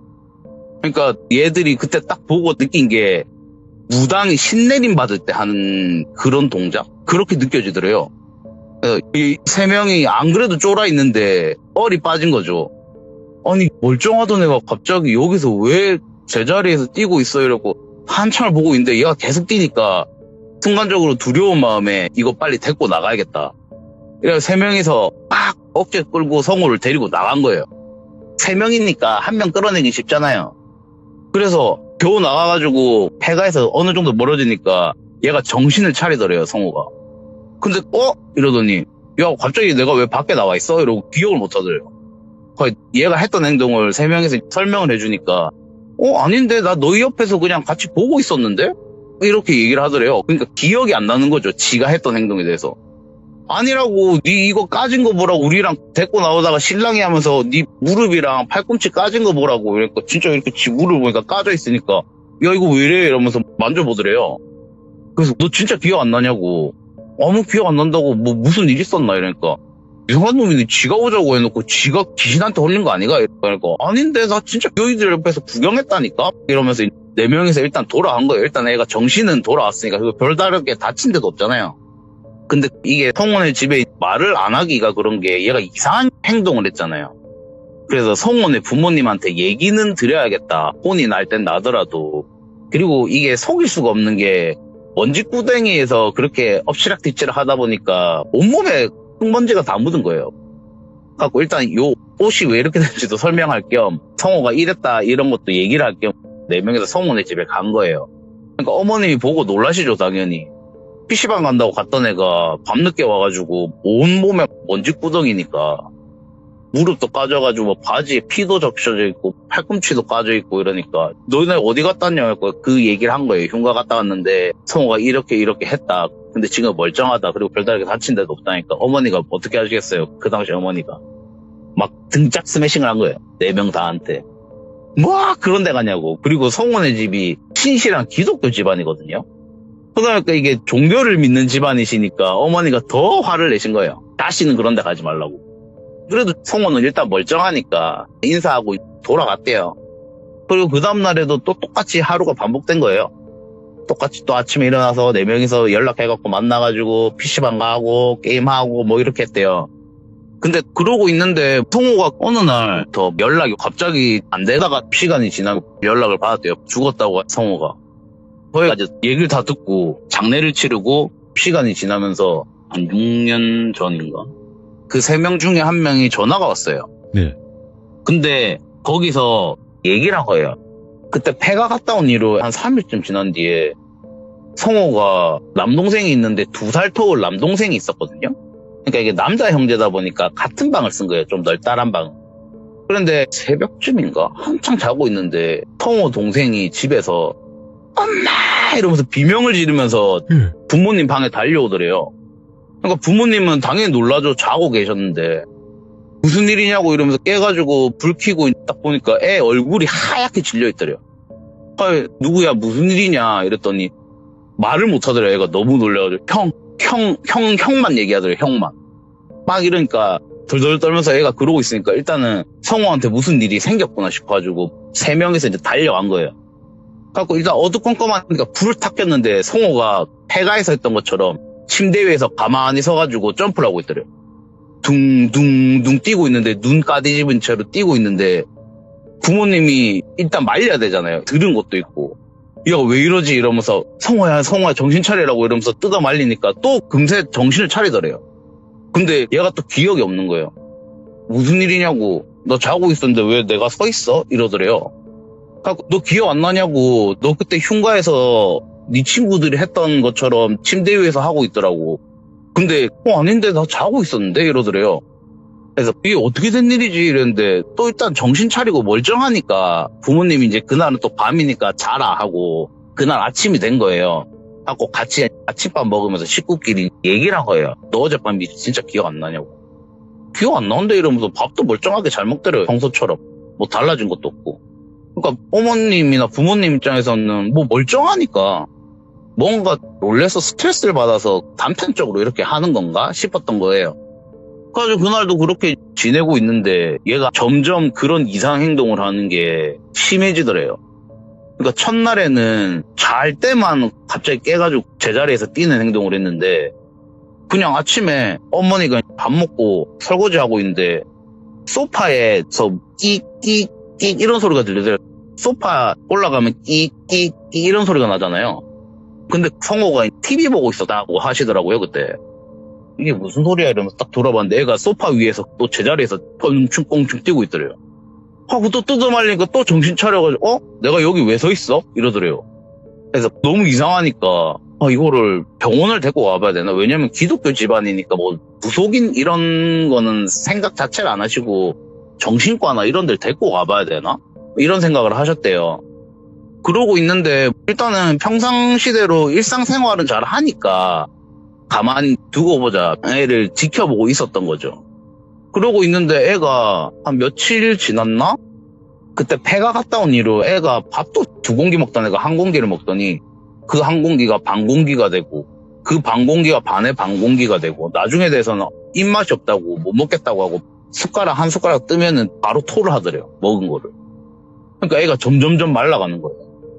그러니까 음식을 아예 입에도 안 대고 시간이 지나면서 점점 말도 없어지고 애가 자고 일어나면은 그냥 가만히 앉아있대요. 아무 말도 없이. 불러도 대답도 안 하고 멍한 눈으로 그냥 가만히 앉아있다는 거예요. 시체처럼. 이거 뭐가 이상하다. 병원에 데리고 가자. 왜냐하면 곡기를 끊어버리면은 음식이 안 들어가면 에너지 열량이 안 나오잖아요. 그럼 몸이 상하니까 링거라도 맞추려고 일단은 병원에 데리고 가서 검사를 해보자 이랬고 가족이 성호 데리고 병원에 가신 거예요. 병원에 가서 검사를 해봤는데 아무 이상 없다고. 약간 영양 부족? 밥을 안 먹었으니까 거의 일주일을. 하고 영양 부족 약간 그런 것만 있고 검사를 싹 다 해봤는데 뭐 아무 문제 없다고 몸에. 근데 의사 선생님이 그러더래요. 거식증에 걸린 걸 수도 있다. 그런 분들이 있다고. 정신적인 뭐 그런 병이다 이런 식으로 설명해줘가지고 일단은 애가 안 먹으니까 링겔을 맞추자라고 입원을 시킨 거예요. 그러고 있는데 애가 음식도 입에 안 대고 입원하는 날짜는 계속 길어졌는데 치료를 받아도 아무 이상이 없다고 하고 병원에선. 근데 애는 점점점 나빠지더래요. 진짜 눈에 보일 정도로 살이 쏙쏙쏙 빠지더래요 애가. 그래가지고 애가 아무 말도 없이 그냥 하루 종일 그냥 병실에 누워가지고 링겔만 맞고 있으니까 눈도 안 마주치고. 근데 교회 다닌 집안이라 했잖아요. 그러니까 교회에서 보면은 친한분들이 와서 이제 기도 드리고 하잖아요. 네. 오셔가지고 성경 구절 읽어주시고 빨리 나으라고 친한분들이 와서 몇 번 그렇게 해줬나 봐요. 성호가 입원해 있을 때. 근데 그러고 있는데 계속 오셨던 같은 교회 다니시는 분 한 분이 아주머니가 그날도 오셔가지고 이렇게 성경 구절 읽어주시고 빨리 나으라고 걱정 위로해주시고 이러고 가기 전에 저기 성호 엄마 이러면서 부르시더래요. 하고 갔더니 웬 주소가 적힌 쪽지 하나를 이렇게 건네주시더래요. 이거 뭐예요? 이렇게 물어봤더니 이거 이 지역에서 되게 용한 무당집이라고 한번 찾아가봐라 이렇게 얘기를 하시더래요. 그분도 종교가 있으신 분인데 하고 아니 저희는 그런 거 아니고 애가 지금 뭐 의사 선생님 말 들어보니까 정신적인 질환일 수도 있다고 그런 거 뭐 치료로 하면 낫겠죠. 점점 나아지겠죠. 이런 거 저희 아시잖아요. 저희 사정 아시잖아요. 이렇게 얘기했더니 그래 나도 그렇긴 한데 이렇게 기도로 해도 안 되고 병원에 입원한 지도 지금 거의 2주가 다 돼가는데 애가 상태가 계속 안 좋아지지 않느냐. 일단은 애는 살려놓고 봐야지. 진짜 지푸라지 않는 심정으로 여기라도 봐봐라. 되게 용암무당이라다 이러면서 얘기를 하시더라고요. 그러니까 일단은 사양을 해도 막 한번 가보라고 계속 그러시니까 일단은 받았대요. 알겠다고 감사하다 하고. 근데 가볼 마음은 없으셨던 거죠. 어머님 입장에서는. 그래가지고 받아가지고 애 간병하고 하는데 애가 계속 나빠지더래요. 말도 없이 그냥 가만히 멍하니 누워만 있고. 그래가지고 걱정이 되고 이러다 보니까 어머님도 이제 간병을 계속 하시니까 피곤하잖아요. 네. 그래서 밤에 성호 간병하시다가 주무신 거예요. 근데 눈을 탁 떴는데 꿈속에서 집이더래요. 그래서 어머님이 목이 너무 말라가지고 물 마시러 가려고 이렇게 성호 방 앞을 싹 지나치는데 성호 방문이 닫혀 있는데 성호 방 안에서 또 끼 이런 소리가 나더래요.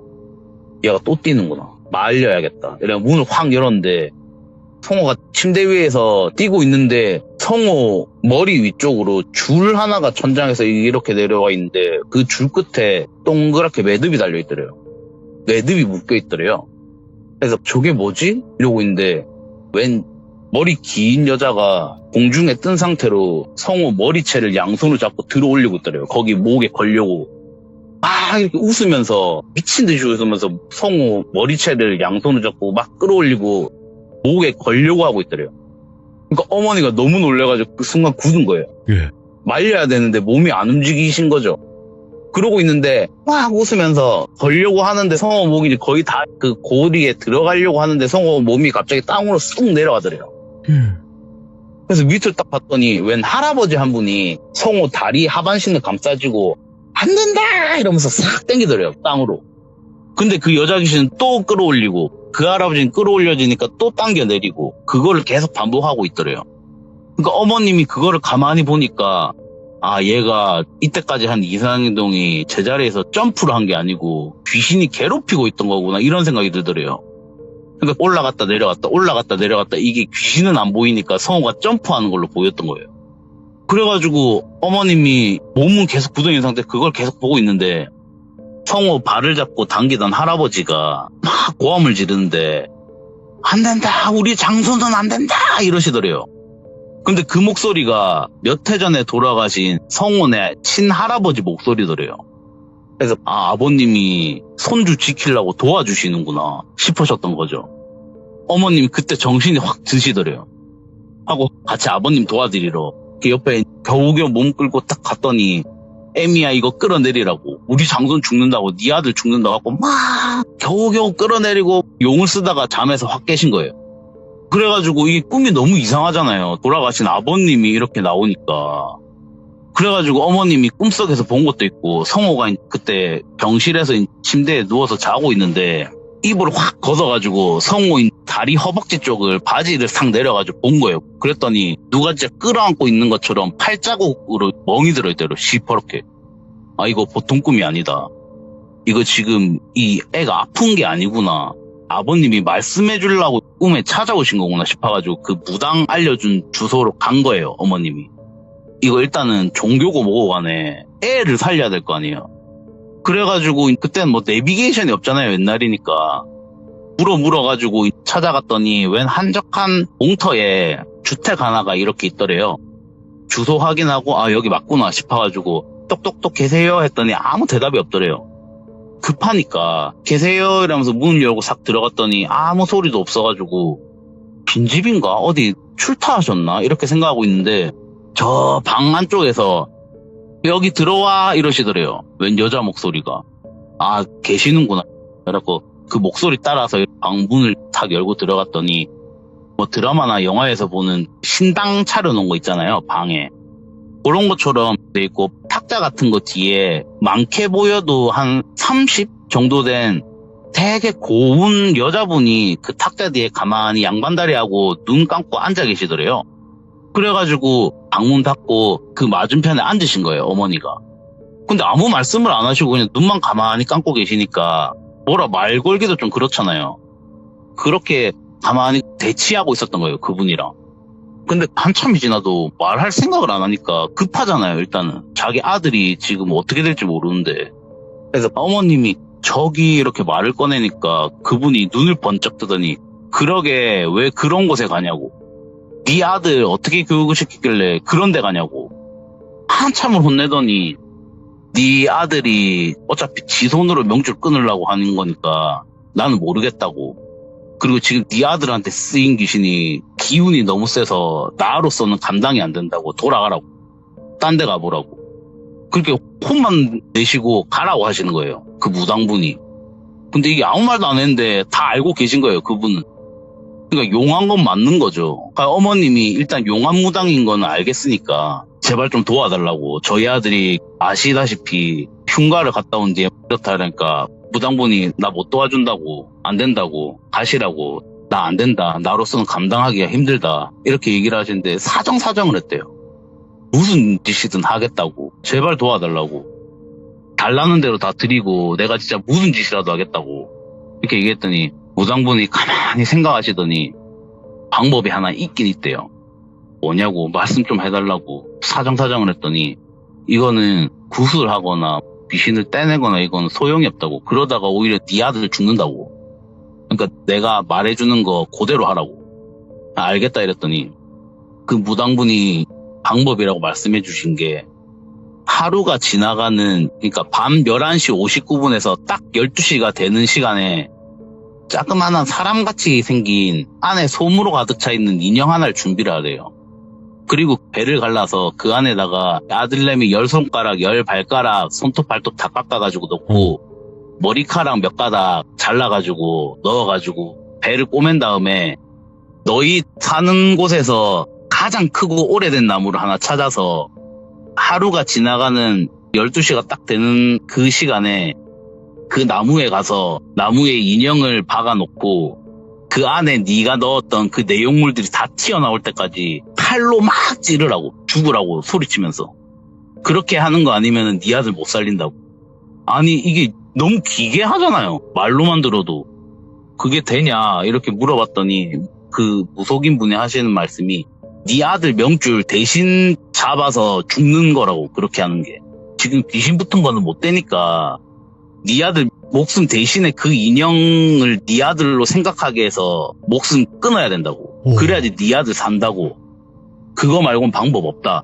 네 아들 명줄 얼마 안 남았다고. 서두르라고 당부를 하시더래요. 일단 알겠다. 가려고 하는데 무당분이 잡으시더래요. 성혼의 어머니를. 그리고 하시는 말씀이 근데 하나 주의할 점이 있다고. 네가 그렇게 하는데 가는 동안 귀신들이 온갖 방해를 할 거라고. 무슨 소리를 듣던 무슨 짓을 당하던 간에 절대 뒤돌아보지 말고 못 들은 척하고 네 할 것만 딱 하고 돌아올 때도 아무것도 못 들은 것처럼 하고 싹 돌아오라고. 아니면은 니도 죽고 네 아들도 죽는다 이렇게 얘기를 하시더래요. 알겠다 이러고 이게 나무는 일단 찾아봐야 될 거 아니에요. 그 나무가 어떤 나무인지 모르잖아요. 그래서 한 하루 이틀 걸렸대요. 그걸 찾아보는데 다 준비를 하고 그 무당분이 말씀하신 대로 하신 거예요. 인형을 다 준비하고 밤에 가는데 나무가 있는 곳이니까 숲이잖아요. 밤에 혼자 가면 무섭죠. 그래도 뭐 아들 살리려면 어떻게 해요. 그래가지고 어머님 그 나무 찾아서 가고 있는데 뒤에서 누가 부르더래요. 에미야 이러더래요. 이거 우리 시아버지 목소리인데? 그래서 순간적으로 돌아올 뻔했는데 무당분이 하신 말씀이 떠오르는 거예요. 귀신들이 무슨 짓을 할지 모르니까 절대 뒤돌아보지 말라고. 그래서 꾹 참고 가신 거예요. 에미야 그러면 안 된다고 가지 말라고 뒤에서 그렇게 아버님이 부르더래요. 성호 잡는다고 안 돼 이러면서 막 고함을 지르시더래요. 그래서 그냥 꾹 참고 어머님이 가셔가지고 그 시간 되는 시간에 무당분이 한 말대로 그걸 한 거예요. 그래 하시고 돌아올 때도 뒤에서 막 아버님 목소리로 막 통곡하는 목소리가 들리더래요. 그런데 그냥 다 무시하고 안 들리는 척하고 그냥 돌아오신 거예요. 그래가지고 이제 됐겠지. 일단은 애 상태를 봐야 될 거 아니에요. 애가 이제 멀쩡해졌는지. 그래서 병원에 성원에 아버님 계시니까 전화를 했는데 전화를 안 받으시더래요. 그래서 이제 부랴부랴 가서 우리 아들 괜찮아졌겠지 하고 병실문을 탁 열었는데 의료진 분들이 성호 CPR 하고 있더래요. 그 옆에 성호 동생이랑 아버님은 막 울고 있고. 와. 그래가지고 어머님이 아니 우리 아들 살 수 있다며 이러면은 하고 막 한창 CPR 하고 있는데 이게 회복이 안 된 거예요. 애가. 그날 그렇게 죽은 거예요, 성호가. 어머님은 이제 넋이 나간 거죠. 아니, 왜 내 아들이 죽어? 하란다로 다 했는데 살려준다면서. 이러면 산다며. 하고 이제 장례식장에 빈소 차려놓고 이러고 있는데 어머니 넋이 나간 거죠. 하고 가만히 앉아있는데 순간 화가 나더래요. 무당이 하란 대로 다 했잖아요. 내 아들 살 수 있다며. 하고 어머니가 상복 입은 채로 그 집에 간 거예요. 무당 찾아서. 진짜 속된 말로 죽여버리려고 간 거래요. 찾아갔더니 그 무당분이 처음 왔을 때처럼 그냥 눈 감고 가만히 앉아있더래요. 그래서 멱살 잡고 너 시킨 대로 다 했는데 내 아들 죽었다고. 살 수 있다면서 어떻게 된 거냐면서 막 아무 말도 없이 가만히 있더래요. 내 아들 살려내려고 네가 죽인 거라면서 막 고함을 치는데 성호 죽었단 말을 딱 하니까 눈을 번쩍 뜨면서 아, 네 아들 죽었어? 이러더래요. 어머님이 아니 지금 이 여자가 뭐라고 하는 거지? 속으로 생각하신 거예요. 그러니 성호 어머님 딱 뿌리치고 일어나서 미친 듯이 웃으면서 춤을 추면서 성공했다 성공했어 이러면서 막 춤을 추더래요. 어머님이 소름이 쫙 돋는 거예요. 이게 화는 나는데 따져 물을 정신도 없고 지금 애 장례도 치러야 되잖아요. 그러니까 일단은 놔두자. 그리고 뭐 말도 안 통하니까 말을 걸어도 대답도 안 하고 계속 미친 듯이 춤추면서 웃고만 있으니까 성공했다고 하면서. 그래서 일단 돌아가신 거예요, 그날은. 그래갖고 이제 성호 장례를 치르고 마음 좀 다잡은 다음에 이제 디어폰 오려고. 이 당집 찾아가가지고 내가 무슨 먼 벌을 받던 내 목숨 끊기는 거 상관없고 내 아들 죽게 만든 무당 저거 내가 진짜 제 명대로 못 살게 할 거라고 혼자서 찾아가신 거예요. 주소 보고. 갔더니 택시 타고 왔는데 택시 기사분한테 이 주소로 가주세요 이랬더니 여기 거리가 제법 먼데요 사모님 이러시더래요. 근데 어머님 기억에 2번 갔잖아요. 그 무당집에. 근데 어머님 기억에 그렇게 멀지가 않았대요. 근데 그때는 경황이 없으니까 다급하니까 와. 짧게 느껴졌나 보다. 이 주소 맞다고 가달라고 기사님. 알겠다 이러고 한 1시간 반을 차 타고 갔대요. 그래갖고 내렸는데 한적한 곳에 있던 곳인데 웬 주택촌에 있더래요. 그래갖고 기사님한테 여기 맞냐고 주소 잘못 오신 거 맞다고 저기 집 앞에 보면 주소 붙어 있잖아요. 그거 보시라고. 맞더래요. 메모지에 써져 있는 게. 근데 딱 봐도 신당이더래요. 그래서 일단 무당집이니까 내가 착각을 했나? 아닌데 여기 처음 와보는 곳인데? 일단 근데 당집이니까 들어갔대요. 그러니까 한 40대로 보이는 여자 한 분이 어떻게 오셨어요? 하고 맞이해 주시더래요. 그러니까 아니 내가 뭐 여차여차 해가지고 왔는데 선생님 좀 뵙자고 하고 딱 들어갔는데 여자 무당이시긴 한데 생김새도 완전 다르고 일단은 나이대가 원래는 30대 많아도 그 정도로 보이는 곱상한 여자분이셨는데 웬 5, 60대 할머니가 앉아 계시더래요.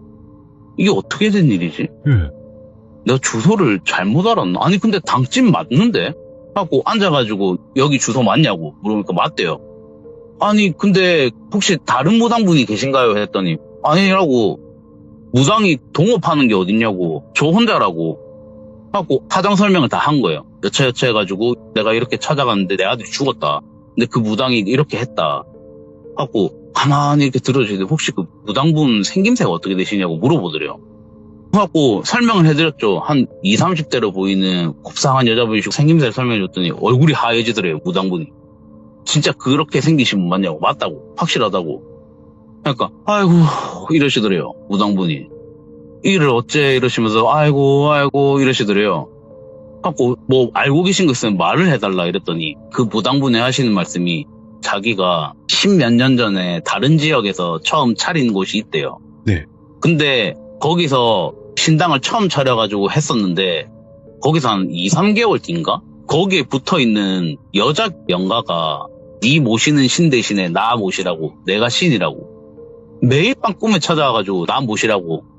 내가 더 대단한 신이라고 괴롭히더래요. 네. 근데 무속인 분이시니까 알잖아요. 이게 그냥 영가라는 거를. 신이 아니라는 걸 아는데 그 기운이 너무 세가지고 자기가 모시는 신조차도 그 귀신을 두려워하더래요.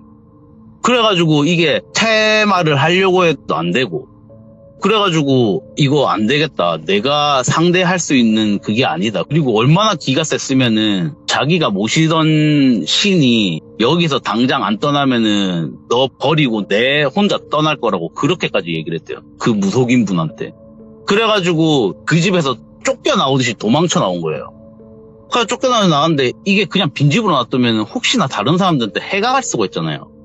진짜 악신 정도로 센 귀신인데 그냥 놔두면 안 되겠다 싶어. 자기 혼자서는 할 수가 없으니까 아는 지인 무속인 분들 좀 영험하신 분들 몇 명을 동원해가지고 같이 이 영을 없애려고 했는데 기운이 너무 세서 소용이 없더래요. 그래서 겨우 묶어놨다고. 내가 살던 원래 차렸던 신당 한쪽 방에다가 닫아놓고 부적으로 다 막아놨다고. 그렇게 얘기를 하시더래요. 그러니까 어머님은 이게 무슨 상황인지 이해가 안 가더래요. 그래서 일단은 얘기를 다 듣고 그러면은 그때 그 신당 하셨던 그 주소 좀 알려달라고. 그러니까 예. 그 무당분이 고개 저으면서 절대 안 된다고. 거기 가면은 아주머니 해코지 당한다고. 절대 안 된다. 족같쳐진다. 막 얘기를 하시더래요. 예. 사정한 거야. 나 지금 눈에 뵈는 거 없다고. 자식 잃은 엄마가 뭐가 무섭겠냐고. 알려달라고 사정을 했더니 막 한숨을 쉬시면서 주소 하나를 적어주시더래요. 그러면서 손에 꽉 쥐어주시면서 거듭 당부받는 게 절대 밤에 가지 말고 위험하다 싶으면 무조건 도망 나오라고. 몇 번을 당부받고 그렇게 주신 거예요. 아주머니 진짜 죽을 수도 있다고. 그 주소대로 간 거예요. 성훈의 어머니가. 찾아갔더니 자기가 2번 동안 갔던 그 원래 무당이 있던 그 동네더래요. 네. 그리고 자기가 2번 왔으니까 대충 어떻게 생긴 곳이고 한번 와봤던 건 알잖아요. 그러니까 눈에 익더래요. 아, 여기 맞다. 갔는데 그 한적한 공터에 집만 덩그러니 있는 그곳이 맞더래요. 근데 딱 갔는데 집이 자기 기억에는 멀쩡한 집이었는데 창문 다 깨져 있고 진짜 사람이 안 산지 한 10년 넘어 보이는 폐가더래요. 소름 끼쳐. 이게 어떻게 된 거지? 아주머니 느낀 거예요. 이게 뭐야? 이러고 문을 탁 열고 되는데 온통 먼지더래요. 그래서 일단은 그 무당이 있던 거기는 알잖아요. 네. 어느 방인지. 구조는 똑같으니까 폐가지만은 찾아서 들어가 문을 확 열었는데 버려진 신당. 네. 먼지 가득 쌓여있고 탁자도 있고 똑같더래. 자기 머릿속에 있는 그 이미지가 맞는데 완전 폐가. 네. 어머님도 혹시 나온 거예요. 이게 어떻게 된 거야? 이러고 이렇게 방을 둘러보는데 그 무당이 앉아있던 그 탁자 위에 봉투 하나가 놓여있더래요. 그 봉투가 어머님이 그때 그 비방 알려주고 고맙다고 준 돈 봉투였던 거예요. 그게 그냥 덩그러니 놓여져 있더래요. 그 폐가에. 어머님이 내가 귀신에 홀렸구나. 귀신에 홀려갖고 내가 내 자식 죽였구나. 그러니까 귀신이 네 아들 살리고 싶으면 이렇게 해라 했던 방법이 자기 아들 죽이는 방법이었던 거예요. 하고 막 그 폐가에서 앉아서 꺼이꺼이 울면서 이렇게 보는데 그 방 안에 있는 창문이 폐가니까 깨져 있잖아요. 네. 그 너머로 나무 하나가 보이더래요. 근데 이렇게 봤는데 어디서 많이 본 나무더래요. 예. 저게 뭐지? 이라고 밖에 나가가지고 그 나무에 갔는데 그 나무 구루터기에 인형 하나가 박혀있더래요. 자기가 박아놓은 그 인형이더래요. 내가 완전 홀렸구나. 어머님이 그 생각이 든 거예요. 그래서 이제 한동안 넋이 나와가지고 어떻게 보면은 귀신한테 홀려 자기가 자기 아들 진짜 명줄 끄는 거 아니에요. 그게 어머님 잘못은 아닌데 자기 탓하고 진짜 거의 폐인으로 사셨대요. 한동안. 근데 남은 가족이 있잖아요. 아들도 있고 남편도 있고. 갖고 이제 겨우 기운 차려가지고 뭐 마음속에 묻어두고 살자 성우는 안타깝지만은. 네. 그러고 있는데 어느 날 생각이 딱 든 게 아니 근데 우리 성우랑 그 애들이 갔던 그 폐가가 어디지? 궁금하더래요. 그래서 그 성우네 친구들 있잖아요. 3명한테 물어본 거예요. 너희 갔던 폐가가 어디니? 이랬더니 거기 뭐 2층 집인데 어디 있고 이래 생각해보니까 자기가 무당집이라고 알고 갔던 그 폐가들. 와, 이렇게 되는구나. 그래가지고 그때 친구가 어머님한테 성우 얘기를 다 듣고 시간이 지나고 연락을 한 거예요. 저한테.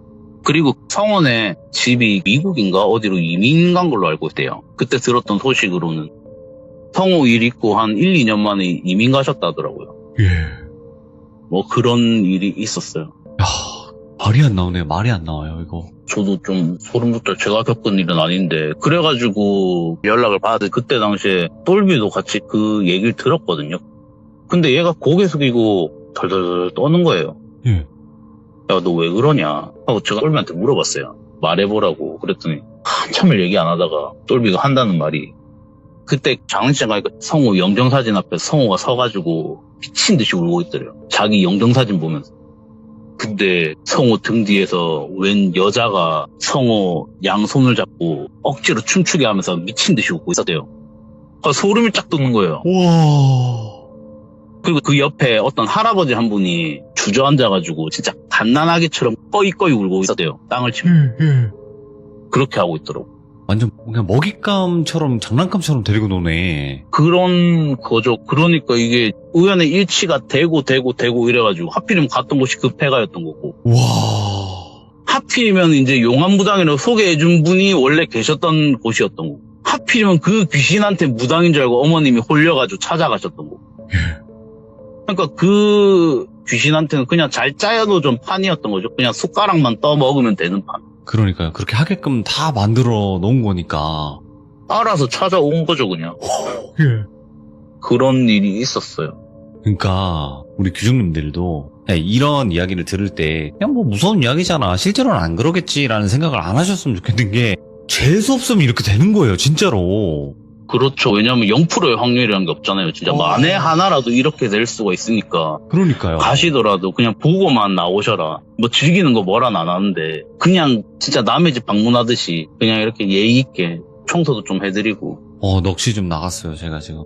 근데 진짜, 개깡남님이 정말 공포의 정석이지 않을까. 네, 이런 이야기까지 또 들려주셔서 너무너무 감사드리고, 아닙니다. 소름이 쫙쫙 끼쳤습니다. 이 밤에. 아니, 진짜 너무너무 하찮으십니다. 감사드립니다.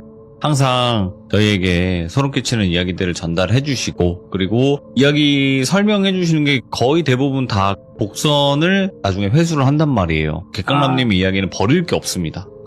진짜 감사합니다. 너무너무 감사드립니다. 고맙습니다. 네. 진짜 개깡남님 이야기가 지금 여러 편이 올라와 있긴 하지만 여러분들 꼭 들어보셔야 되는 시들무 강력 추천 참여자분이십니다. 돌비 개깡남 검색을 하시면 재생 목록에 여러 가지 이야기들이 있고 아직 올라가지 않은 이야기들도 많습니다. 그러니까 꼭 들어보시고 흉가, 폐가 이런 데 탐험하시는 거 자유예요. 하지만 항상 말씀드리죠. 시들무에서 여러 가지 이야기들이 나오는 거는 그 수많은 일들 중에서의 확률이 이야기에 나오는 것 뿐입니다. 여러분들. 자주 있는 건 아니에요. 이런 일들이. 하지만 재수가 없으면 정말로 이렇게 잘못 걸릴 수도 있습니다. 그러니까 여러분들도 그냥 안 가는 거를 추천드린다고 저는 항상 말씀드리고 싶네요. 시청해주신 모든 분들 감사드립니다. 고맙습니다.